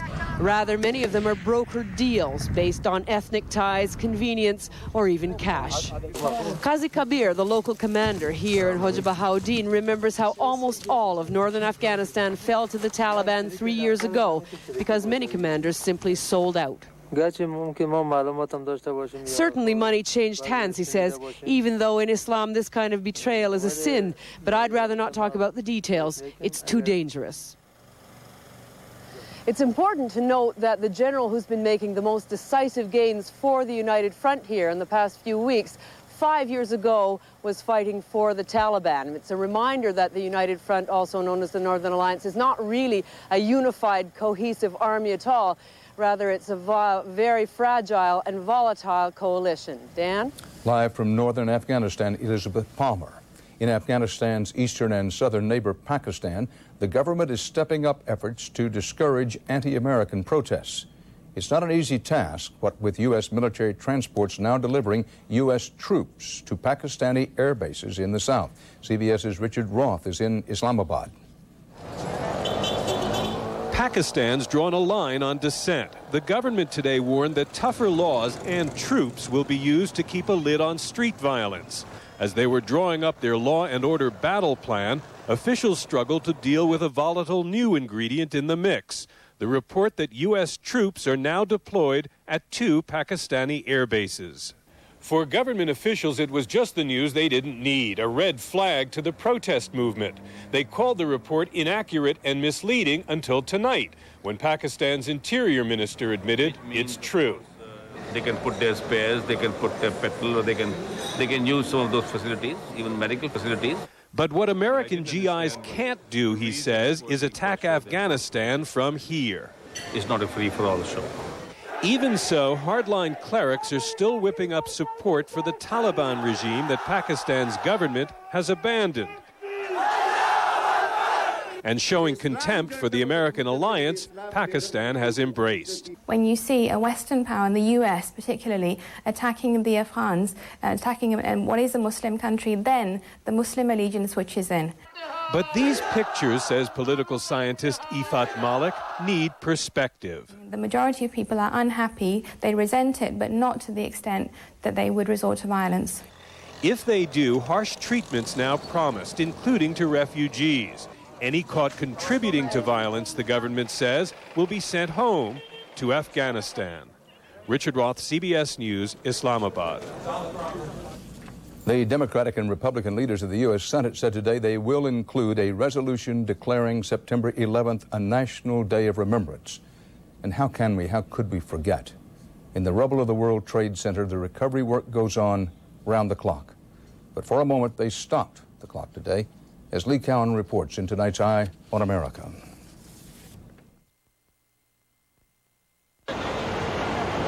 The skies over Ground Zero today looked much as they did 1 month ago. The smoke still so thick, it blotted out the sun. The difference was the silence at exactly 8:48 a.m. The fire is still burning, but from it has emerged a stronger spirit, a more unified country, a more unified city, and a more unified world. From lights and sirens to tolling bells, one for each hijacked plane. All across the country, people paused to remember. But as much as today was about looking back, the president reminded a nation at war it was about looking forward, too. Today, we are a nation awakened to the evil of terrorism and determined to destroy it. As the fifth day of attacks came to an end overseas, at home, the rebuilding has barely begun. Repairs to the Pentagon could take more than a year and a half and cost more than 7 times what it cost to build in the first place. In lower Manhattan, residents still wear face masks. Businesses are closed, and complete strangers still pause in front of pictures of the missing. Nearly 5,000. At least 80% of the rubble still remains a month after the attack. Fires still burn, bodies are still found. Never has a single month seemed so long, and the end so far away. It doesn't change. I mean, it doesn't change. It's like working in the cemetery. Every day. You're still searching, hoping that you're going to find somebody. You just can't give up. But a month later, thousands haven't been found. This new war has forced a new way to bury the dead. Empty helmets replacing the bodies of those who may never come home. In New York, this is Lee Cowan for Eye on America. Next here on the CBS Evening News, the latest focus of federal investigators in the Florida Anthrax case. 29, 30. Now at Red Lobster, you can get 30 mouth-watering shrimp for just $9.99. Red Lobster, go overboard.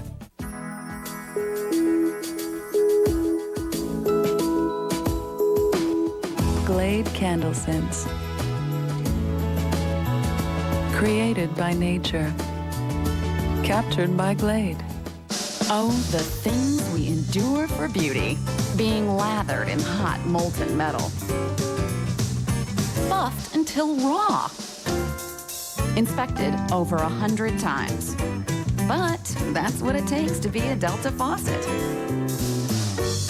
Every Delta is carefully crafted and meticulously refined to be beautiful inside and out.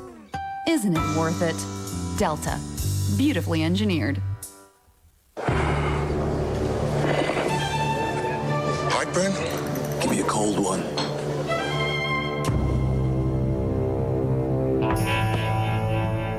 Introducing Tums Cool Relief with unique Friva crystals. It gives you an immediate cooling, soothing sensation in your mouth and throat. You can feel the chill while it knocks out heartburn fast. I could really use a cold one. New Tums Cool Relief with calcium. Feel the difference. Pepperidge Farm Texas Toast. Okay, I'll get the pasta bowl. Hot, crusty garlic toast. Just 5 minutes to make. It's probably ready before you are. Pepperidge Farm. Never have an ordinary day. Broyhill is having their first national sale. Broyhill savings for every room in the house. Living rooms, bedrooms, dining rooms. It's a great sale. Hurry in, something this good won't last long. What's better than Broyhill? Broyhill on sale. The pain was awful. I was missing my own party. The pain got so bad I wanted to lie down, but it just got worse. Then I rediscovered a real lifesaver, Extra Strength Bayer Aspirin. Nothing's proven stronger than Extra Strength Bayer on tough pain, not even a leading prescription. It's real relief I can depend on. Bayer, take it for pain, take it for life. Ask your doctor about Bayer safety-coated aspirin for your heart.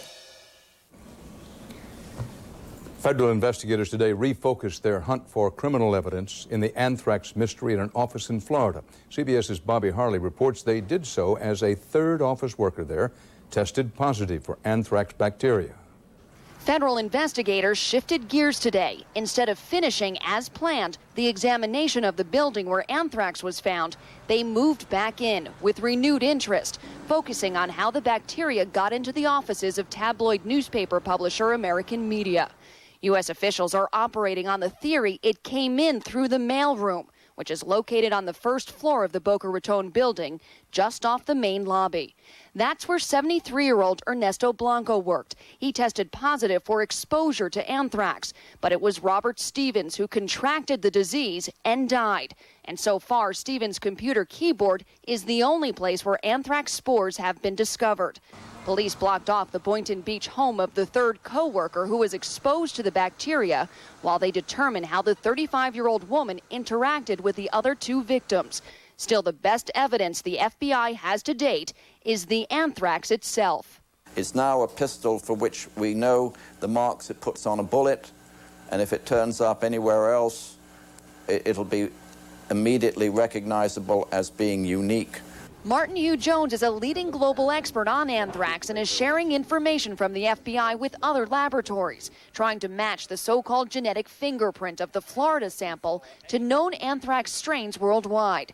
Scientists at Los Alamos National Lab, where some of the work is being done, call it a monumental job. We have more than 1,200 in our database.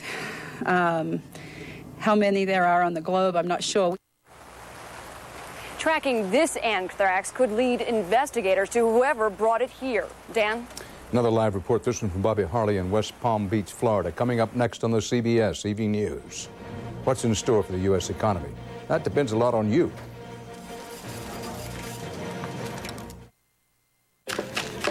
I prefer using natural ingredients. That's why I take Beano. Beano helps prevent gas from problem foods with a natural food enzyme. It's not a drug. So if you prefer a more natural approach, prevent gas with Beano.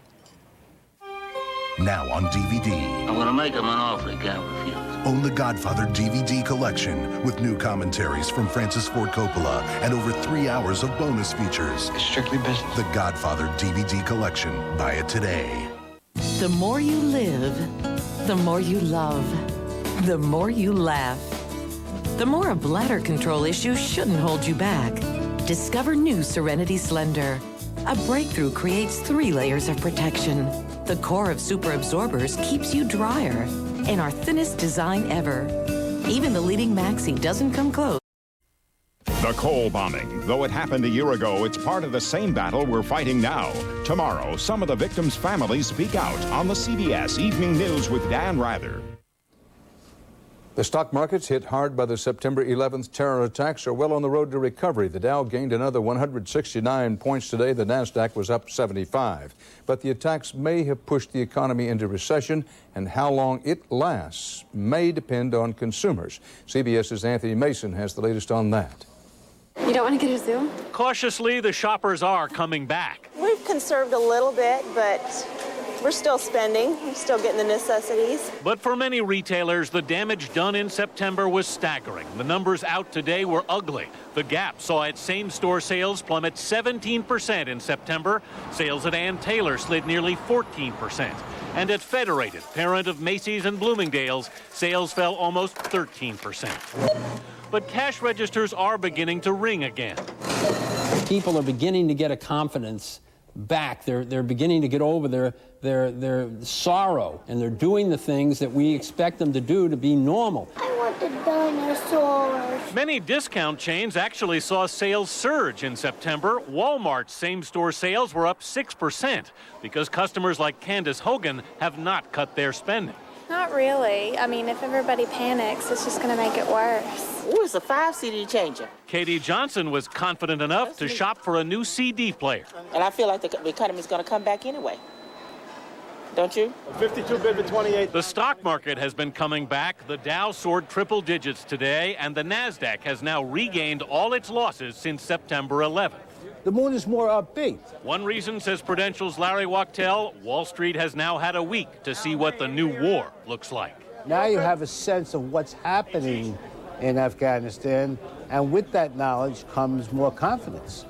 But analysts caution that confidence is still very fragile, both on Wall Street and on Main Street. And no one is sure what kind of mood shoppers will be in by the time we get to the critical Christmas season. Dan? Anthony Mason, thanks. New York City today rejected a $10 million relief check from a member of the Saudi royal family. Prince Al-Walid bin Talal made the donation while touring New York's World Trade Center ruins with Mayor Rudy Giuliani. The prince called the attack, quote, a tremendous crime, but suggested U.S. Middle East policy was partly to blame. We'll have more news when the CBS Evening News continues in just a moment, so stay with us.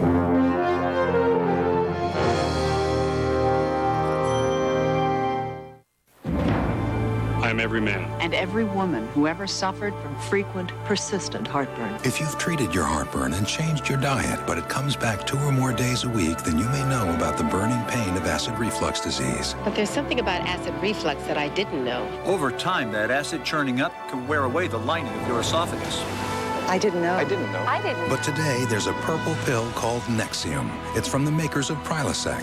Just 1 prescription Nexium a day gives many people complete resolution of heartburn symptoms. That could mean complete heartburn relief. And importantly, Nexium is also proven to heal erosions in the esophagus caused by acid reflux. Only a doctor can determine if you have this damage. Other serious stomach conditions may still exist. The most common side effects of Nexium and Prilosec are headache, diarrhea, and abdominal pain. So talk to your doctor and call this number for more information and for a free trial certificate for Nexium.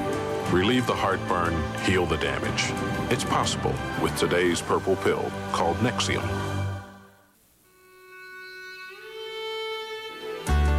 My business is more than just a business to me. It's my passion. So when my doctor told me I have asthma, I went to cbshealthwatch.com. 1 click on Smart Search gives me exactly what I need to know about controlling my asthma, from medications to new treatments. With CBS Health Watch, I spend less time searching and more time doing the things I love. Save time, get answers. Visit cbshealthwatch.com. Ouch! Pain again? I thought your dentist said brush with Sensodyne every day. I stopped when the pain stopped. Keep using it. It keeps working. Sensodyne every day.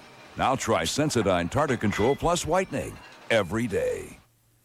The long jump. The dash. Life is like a sport, and your feet take the impact hard. But new Stride Guard insoles absorb 50% more heel impact than these Dr. Scholl's. Take more impact in stride. New Stride Guard insoles. Out here, I'm in command. So am I supposed to say, slow down, guys, I'm constipated? I don't think so. You try to eat right. Sometimes you can't. Harsh chemical laxatives, they can kick in whenever and wherever. Not an option. So I rely on doctor-recommended Metamucil. It's got 100% natural fiber. Works with my body, gently, which is important to a sensitive guy like myself. Metamucil, the doctor's natural choice for regularity.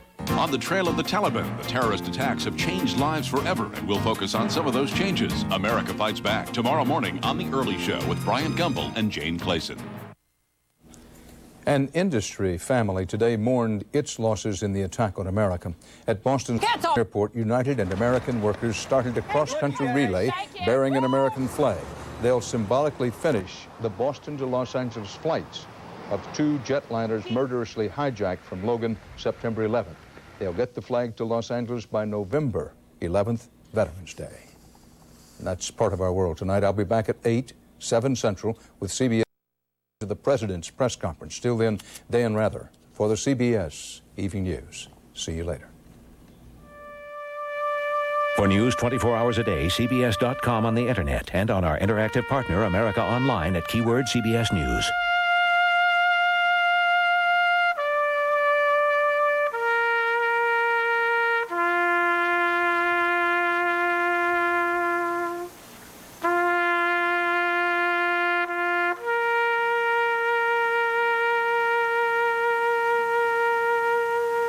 The bombing of the USS Cole. Victims' families speak out tomorrow. Experience CBS News. Volunteer News at 7 is brought to you by Lance Cunningham Ford. More Tennessee National Guard members are deployed, and coming up we will tell you what their mission will be. And the U.S. is under high alert for another possible terrorist strike. We'll hear from a former FBI agent and get his thoughts. Survivor 3 gets underway. Of Survivor Africa on CBS, immediately following coverage of the Presidential News Conference. This is a CBS News special report. President Bush's first primetime news conference from the East Room of the White House. From CBS News headquarters in New York, here is Dan Rather. Good evening. President Bush is about to hold the first primetime news conference since he took office in January. It comes against the following backdrop. Late today, the FBI put out a warning that what it called new terror attacks against Americans at home and or abroad could come in the next several days. The government did not say much about what you should do with this information except to, quote, stay on the alert and again, quote, not panic. The president is sure to be asked for details of this when he meets with reporters in the East Room of the White House. Now, we're told here's what's going to happen. The president will have some opening remarks. He'll take questions. Then at the end, whenever that comes, he will have some closing remarks.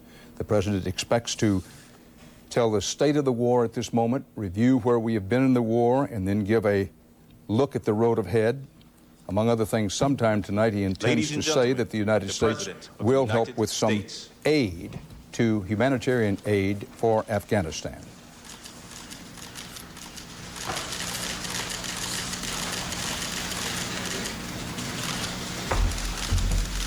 Good evening. Thank you. Good evening. I would like to report to the American people on the state of our war against terror, and then I'll be happy to take questions from the White House press corps.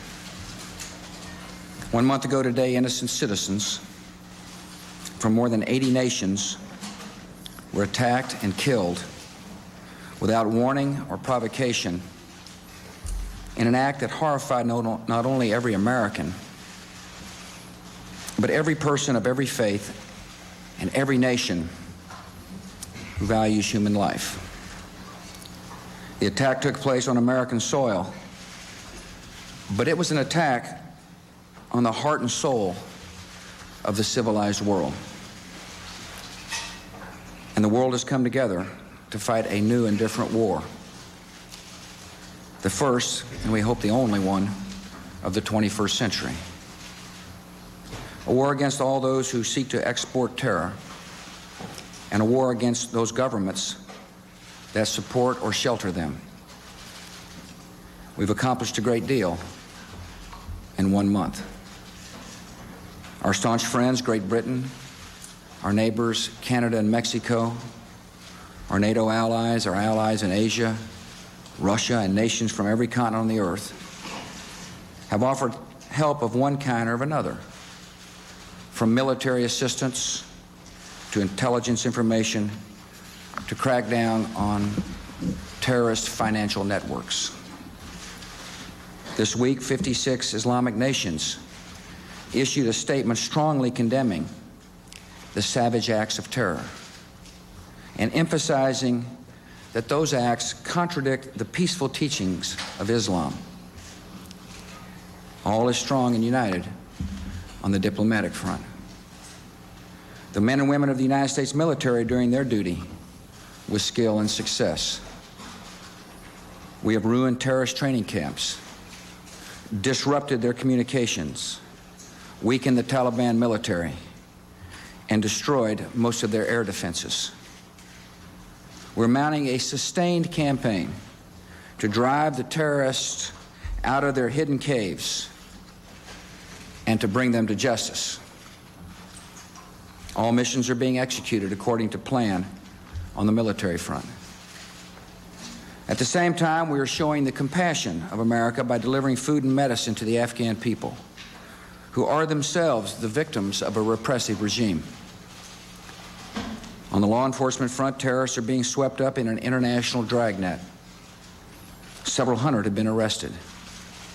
Thousands of FBI agents are on the trail of other suspects here and abroad. Working with countries around the world, we have frozen more than $24 million in Al-Qaeda or Taliban assets.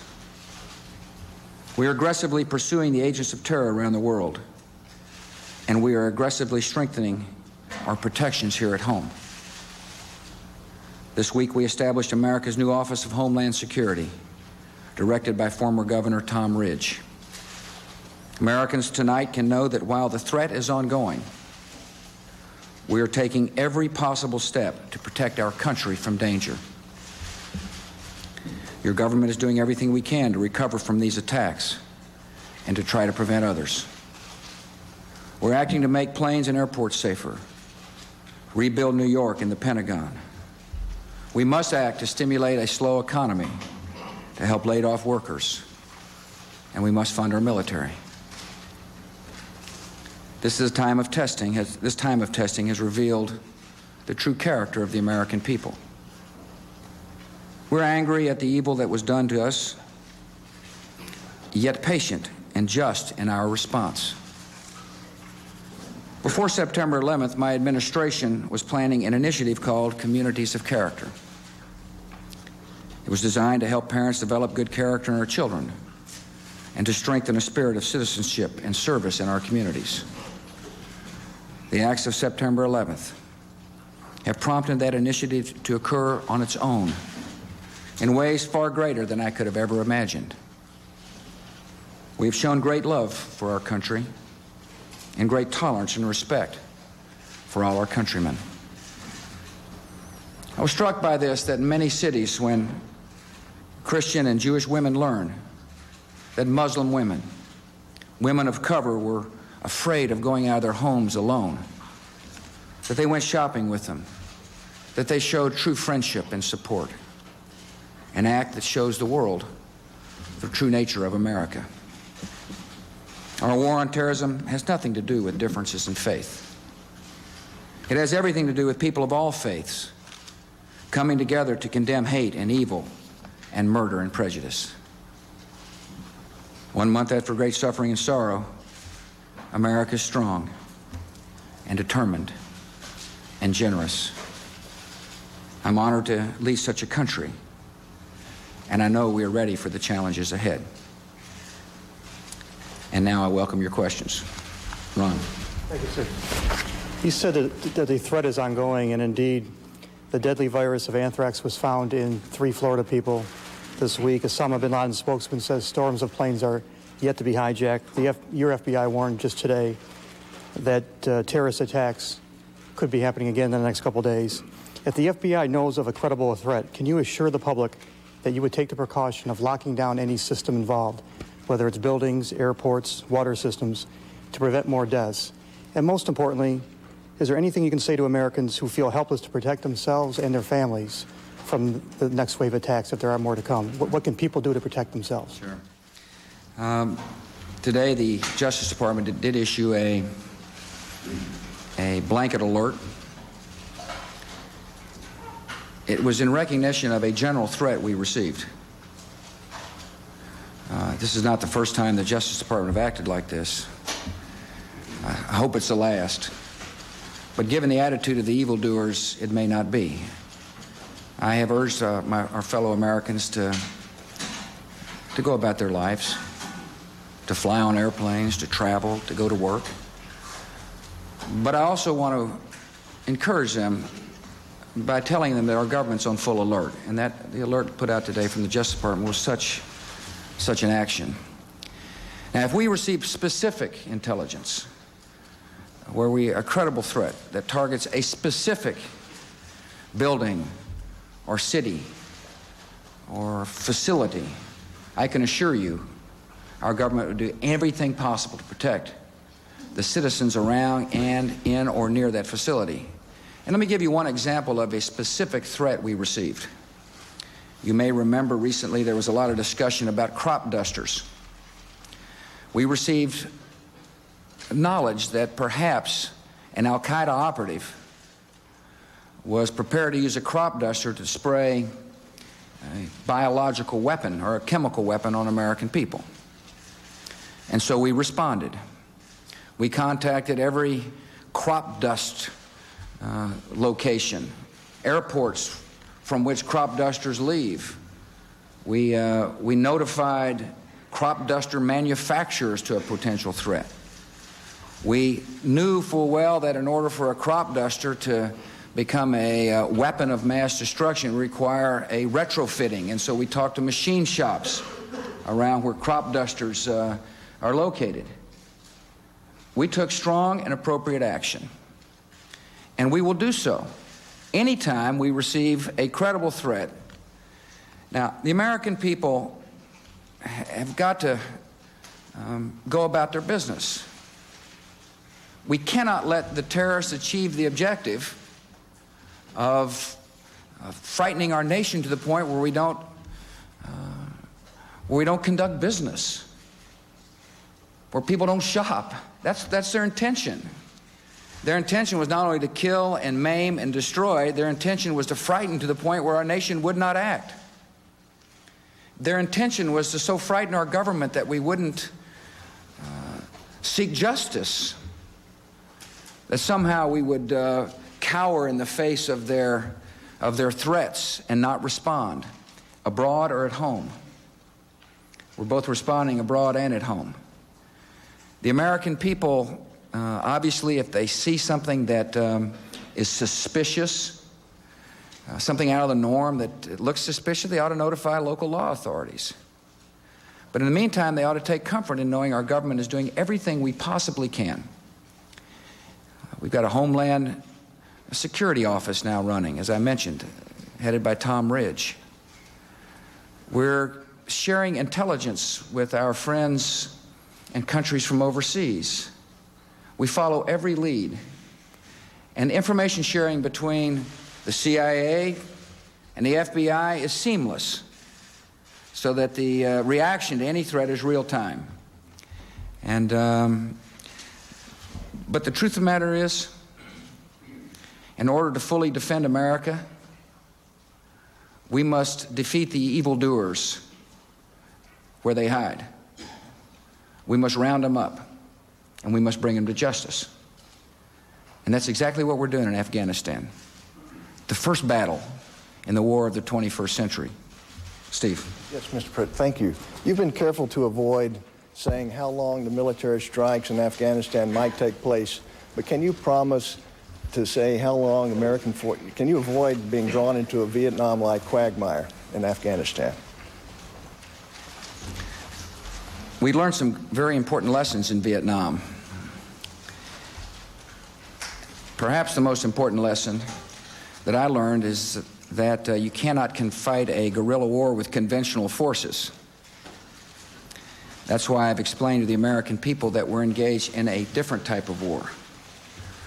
One, obviously, that we use conventional forces, but one in which we've got to fight on all fronts.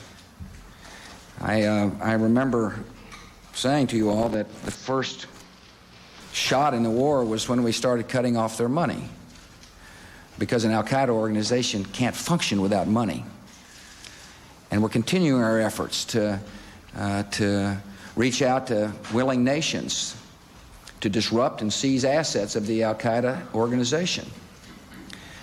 We're in the process of rounding up Al-Qaeda members around the world. There are Al-Qaeda organizations in roughly 68 countries, and over 200 have now been apprehended. And every time I talk to a world leader, I urge them to continue finding the Al-Qaeda representatives and bring them to justice.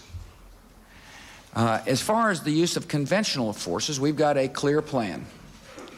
And it's to say to the host government that you have been given your chance. And by the way, I gave them ample opportunity to turn over Al-Qaeda. I made it very clear to them in no uncertain terms that in order to avoid punishment, they should turn over the parasites that hide in their country. They obviously refused to do so, and now they're paying a price. We are dismantling their military, disrupting their communications, severing their ability to defend themselves, and slowly but surely we're smoking Al-Qaeda out of their caves so we can bring them to justice. People often ask me, how long will this last? This particular battlefront will last as long as it takes to bring Al-Qaeda to justice. It may happen tomorrow. It may happen a month from now. It may take a year or two. But we will prevail. And what the American people need to know is what our allies know. I am determined to stay the course. And we must do so. We must do so. We must rid the world of terror so our children and grandchildren can grow up in freedom. It is essential. It is now our time to act. And I'm proud to lead a country that understands that. Mr. President, today Defense Secretary Rumsfeld said that Osama bin Laden was probably still in Afghanistan. How can the U.S. get him, dead or alive, to use words that you've used recently, if we're not entirely sure whether he's in the country? And can we win the war on terrorism if bin Laden is not found? Ours is a war against terrorism in general. Mr. bin Laden is one of the worst. But as you may remember, we published the 22 most wanted. He's one of 22 we're after. In terms of Mr. bin Laden himself, we'll get him running. We'll smoke him out of his cave. And we'll get him eventually. But success or failure depends not on bin Laden. Success or failure depends upon routing out terrorism where it may exist all around the world. He's just one person, a part of a network. And we're slowly but surely, with determined fashion, routing that network out and bringing them to justice. We've been active for a month. I intend to be giving you a briefing for as long as I'm the president. I understand this is an unconventional war. It's a different kind of war. It's not the kind of war that we're used to in America. The greatest generation was used to storming beachheads. Baby boomers such as myself was used to getting caught in a quagmire of Vietnam where politics made decisions more than the military sometimes. Generation X was able to watch technology right in front of their TV screens, burrow into concrete bunkers in Iraq and blow them up. This is a different kind of war that requires a different type of approach and a different type of mentality. And so we're going to slowly but surely tighten the net on terrorists wherever they live. And it's essential to do so now. It's essential to do so now. The actions my government takes in concert with other countries, the actions we take at home to defend ourselves, will serve as a go-by for future presidents or future prime ministers in Britain, for example, or future FBI directors. It is important that we stay the course, bring these people to justice, to show others how to fight the new wars of the 21st century. Helen.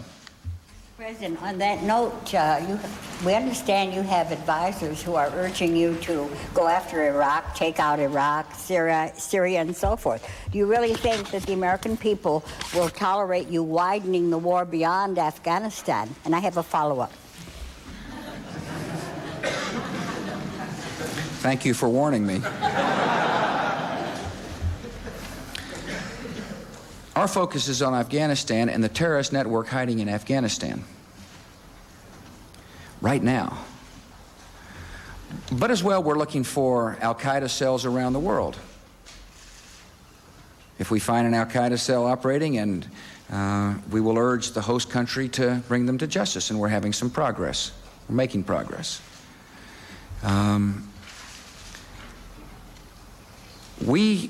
As I mentioned, Helen, this is a long war against terrorist activity. And the doctrine I spelled out to the American people in front of Congress said not only will we seek out and bring to justice individual terrorists who cause harm to people, to murder people, we will also bring to justice the host governments that sponsor them, that house them and feed them. You mentioned Iraq. There's no question that the leader of Iraq is an evil man. After all, he gassed his own people.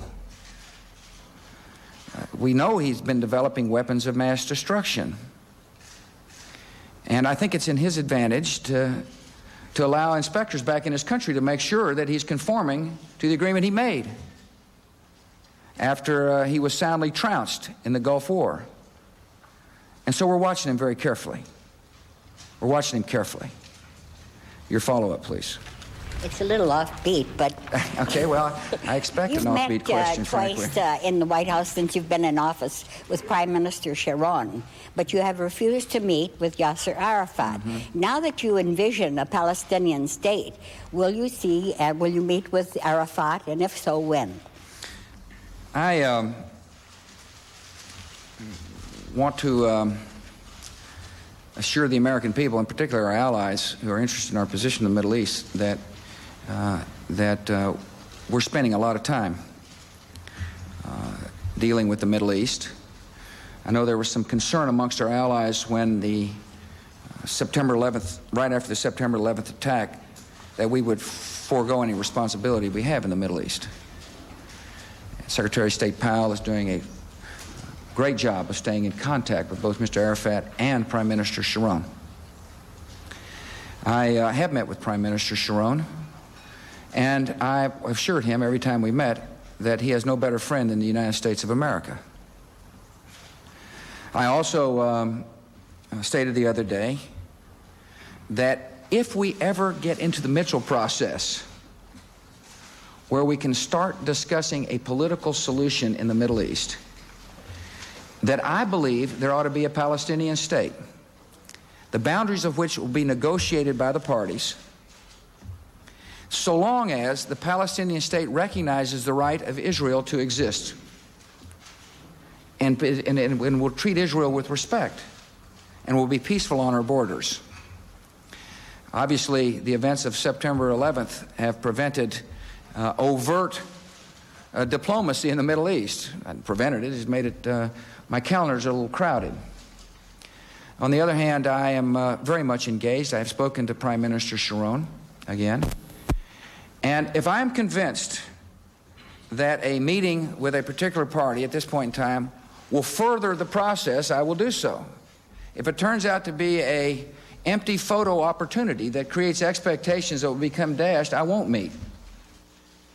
I hope progress is being made. I was pleased to see that Mr. Arafat is trying to control the radical elements within the Palestinian Authority. And I think the world ought to applaud him for that. I hope he's taking measures necessary to reduce the violence in the Middle East so that we can get into the Mitchell process. We're working hard on the topic, Helen. It's a very important part of our foreign policy. David. Mr. President, good evening. I'd like to ask you for a more complete portrait of your progress so far. Can you tell the American people specifically, what is the state of Osama bin Laden? What is the state of the Al-Qaeda network? Are they on the run? To what extent have you been able to disrupt their activities? Do you believe there are members of those cells still in the United States capable of carrying out terrorist acts? And again, do you know whether Osama bin Laden is dead or alive? Yeah. Let me start backwards. I don't know if he's dead or alive. I want him brought to justice, however. We are following every possible lead to make sure that any Al-Qaeda member that could be in the United States is brought to justice. The FBI has got thousands of agents who are following every hint of a possibility of an Al-Qaeda member in our country. We're chasing down the leads that have been given to us as a result of the bombing. And we're following other leads. Let me say one thing about the FBI that I think people find interesting. All of us in government are having to adjust our way of thinking about the new war. The military is going to have to adjust. They've recognized, and Secretary Rumsfeld clearly understands this, that we need to have that we need to rethink how we configure our military. There's been some stories to that effect, so that we can more effectively respond to asymmetrical responses from terrorist organizations. The FBI must think differently, and Director Mueller is causing them to do so. The FBI, as you know, spent a lot of manpower and time chasing spies. In a post-Cold War era, they were still chasing spies. Nothing wrong with that, except we have a new enemy. And now the FBI is rightly directing resources toward Homeland Security. It's been an adjustment, and I'm proud to report that Director Mueller has adjusted quickly. I am confident that the Al-Qaeda organization is moving around Afghanistan. They think they might find safe haven. Not if we think they're there. And we got them on the run. The other day, we brought to justice a person that killed an American citizen in 1986. He was charged with murder. And I made a point of talking about that in a press conference because I wanted not only terrorists to understand, but the American people to understand that we'll be patient, if need be, to bring him to justice. We'll find him. And he thought this is an interesting case in Afghanistan because he thought he had hijacked a country. He actually did for a while. He forced a country to accept his radical thoughts. And it became a safe haven for bin Laden and the Al-Qaeda organization. It's no longer a safe haven. That's for sure. Because of our military activity, David. Yeah, Elizabeth. Mr. President, you've tried very hard to assure Americans that the country is safe, and yet your own vice president has spent most of this week in a secure location. Can you explain why that is and also how long that will last? Sure. I shook hands with the vice president today in the Oval Office. I welcomed him out of his secure location. There are some times when the vice president and I will be together, and sometimes we won't be. We take very seriously the notion of the continuity of government. It's a responsibility we share to make sure that under situations such as this, when there are possible threats facing our government, that we separate ourselves for the sake of continuity of our government. And I was pleased to see him. He's looking swell. Mr. President, Jim. Thank you, Mr. President. Sir, some critics have expressed doubts about trying to get nations that once sponsored terrorism to now cooperate in the effort against terrorism. Would you share your thinking with us, sir? And is it your view that every sinner should get a chance to redeem himself? That there is, in effect, an amnesty for nations that once sponsored terrorism if they will now stop and cooperate with us? Of course. But our ability to affect host nations harboring terrorists will depend upon our determination, our will, our patience. We are sending a signal to the world as we speak that if you harbor a terrorist, there will be a price to pay. And there are nations in the world that have expressed a desire to help. Helen mentioned Syria. The Syrians have talked to us about how they can help in the war against terrorism. We take that seriously, and we'll give them an opportunity to do so. I'm a performance-oriented person. I believe in results. And if you want to join the coalition against terror, we'll welcome you in. I recognize some countries will do things that that others won't do. All I ask is for results. If you say you want to join us to cut off money, show us the money. If you say you want to join us militarily, like Great Britain does, do so. And they have done so in a fashion that should make the people of Great Britain proud. If you're interested in sharing intelligence, share intelligence. Always. I appreciate diplomatic talk, but I'm more interested in action and results. I am absolutely determined to rout terrorism out where it exists and bring them to justice. We learned a good lesson on September the 11th, that there is evil in this world. I know there's a lot of children in America wondering what took place. I think it's essential that all moms and dads and citizens tell their children we love them and there is love in the world, but also remind them there are evil people. And it's my duty as the President of the United States to use the resources of this great nation, a freedom-loving nation, a compassionate nation, a nation that understands values of life, and rout terrorism out where it exists. And we're going to give plenty of nations a chance to do so. Terry. The FBI warning of today, which was based, it said, on certain information that there would be retaliatory attacks over the next several days. Given the complete generality of that warning, what does it really accomplish aside from scaring people into not doing what you've urged them to do, getting back to their normal lives? What should they do with it? And did you personally approve the issuance of that warning? I'm aware of the intelligence that caused the warning to be issued. And it was a general threat on America. And as I mentioned earlier, had it been a specific threat, we would have contacted those to whom the threat was directed. But Terry, I think it is important for the American people to know their government is on full alert. And that's what that warning showed. We take every threat seriously. And the American people shouldn't be surprised that we're issuing alerts. After all, on our TV screens the other day, we saw the evil one threatening, calling for more destruction and death in America. And so we should take these threats seriously. And we had another threat, a general threat. Had it been specific, we would have dealt with the specifics of the threat. I think the American people should take comfort in the fact that their government is doing everything we possibly can do to run down every possible lead and we take threats seriously. I think the American people do understand that after September 11th, that we're facing a different world. And they accept that responsibility. They accept that responsibility.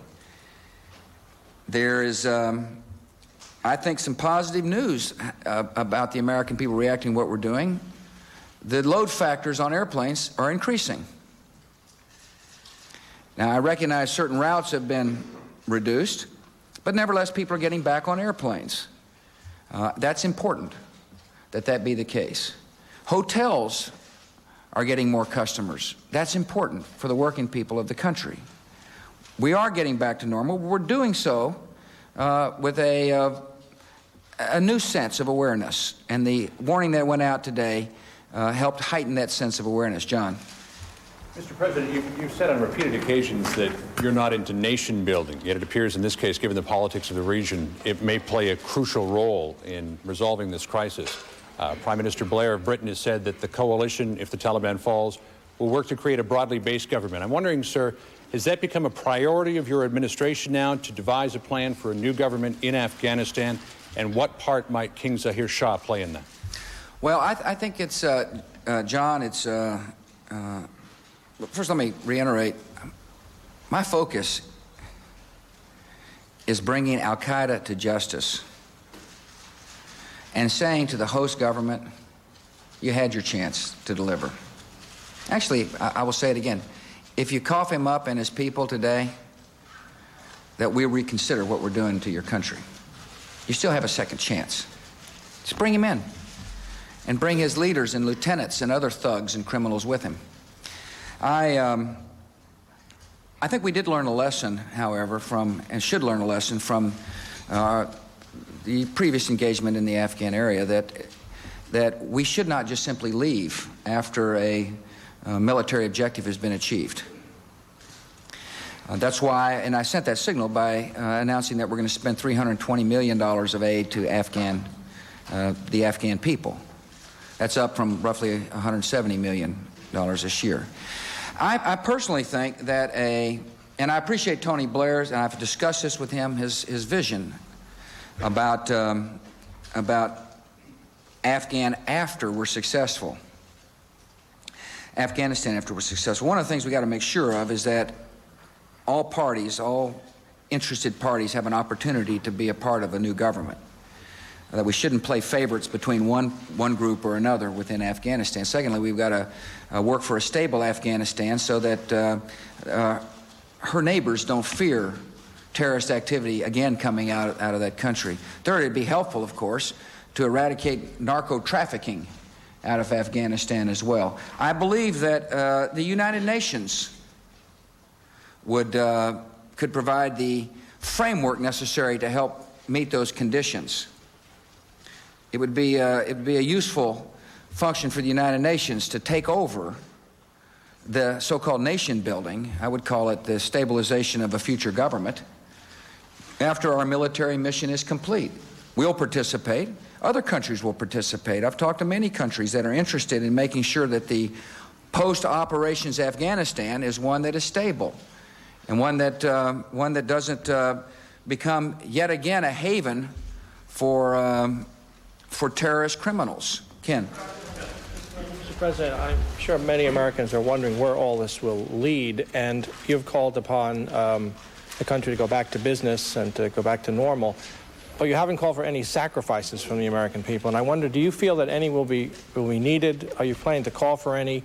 And do you think that American life will really go back to the way it was on September 10th? Well, you know, I think the American people are sacrificing now. I think they're waiting in airport lines longer than they've ever had before. I think that there's a certain sacrifice when you lose a piece of your soul. And Americans, listen, I was standing up there at the Pentagon today, and I saw the tears of the families whose lives were lost in the Pentagon. And I said in my talk there that America prays with you. I think there's a sacrifice. There's a certain sense of giving themselves to share their grief with people they'll never maybe ever see in their lives. So America is sacrificing. America, I think the interesting thing that has happened, and this is so sad an incident, but there are some positive things that are developing. One is, I believe that many people are reassessing what's important in life. Moms and dads are not only reassessing their marriage and the importance of their marriage, but of the necessity of loving their children like never before. I think that's one of the positives that have come from the evildoers. The evil ones have sparked an interesting change in America, I think. A compassion in our country that is overflowing. I know their intended act was to destroy us and make us cowards and make us not want to respond. But quite the opposite has happened. Our nation is united. We are strong. We're compassionate. Neighbors care about neighbors. The story I talked about earlier was one that really touched my heart about women of color fearing to leave their homes. And there was such an outpouring of compassion for people within our own country. A recognition that the Islamic faith should stand side by side, hand to hand with with the Jewish faith and the Christian faith in our great land. It is such a wonderful example. You know, I'm asked all the time, I'll ask myself a question. How do I respond to, it's an old trick. How do I respond when I see that in some Islamic countries there is vitriolic hatred for America? I tell you how I respond. I'm amazed. I'm amazed that there's such misunderstanding of what our country is about that people would hate us. I am like most Americans, I just can't believe it, because I know how good we are, and we got to do a better job of making our case. We've got to do a better job of explaining to the people in the Middle East, for example, that we don't fight a war against Islam or Muslims. We don't hold any religion accountable. We're fighting evil. And these murderers have hijacked a great religion in order to justify their evil deeds. And we cannot let it stand. John. Mr. President, you have spoken with great pride of this international coalition. I want to ask you, before the events of September 11th, one of the big questions you faced this fall was, would you violate the anti-ballistic missile treaty and go ahead with the missile defense plan if Russia did not strike a deal? Will you do that now because Russia's cooperation is so important? And separately but related, are you disappointed that while there have been some statements of support from the Muslim world that there have not, and the Arab world, that there have not been more vocal and repeated statements agreeing with you that this is a war against terrorism, not Islam? John, let me start with the latter part. I was heartened by the Organization of Islamic Conference's statement of support for our war against terror. I think that statement spoke volumes about the attitude of Muslim nations, and I was pleased to see that support. Some coalition members will feel more comfortable doing certain things than other coalition members will. And my attitude is, and the attitude of my administration is, we'll accept any help that a government is comfortable in giving. And we should not try to force governments to do something that they can't do. Any help is better than no help. And so I am so appreciative of the help we're getting in the Middle East. Somebody asked me the other day, was I pleased with the actions of Saudi Arabia? I am. I appreciate the actions of that government. In terms of missile defense, I can't wait to visit with my friend Vladimir Putin in Shanghai to reiterate once again that the Cold War is over. It's done with. And that there are new threats that we face. And no better example of that new threat than the attack on America on September 11th.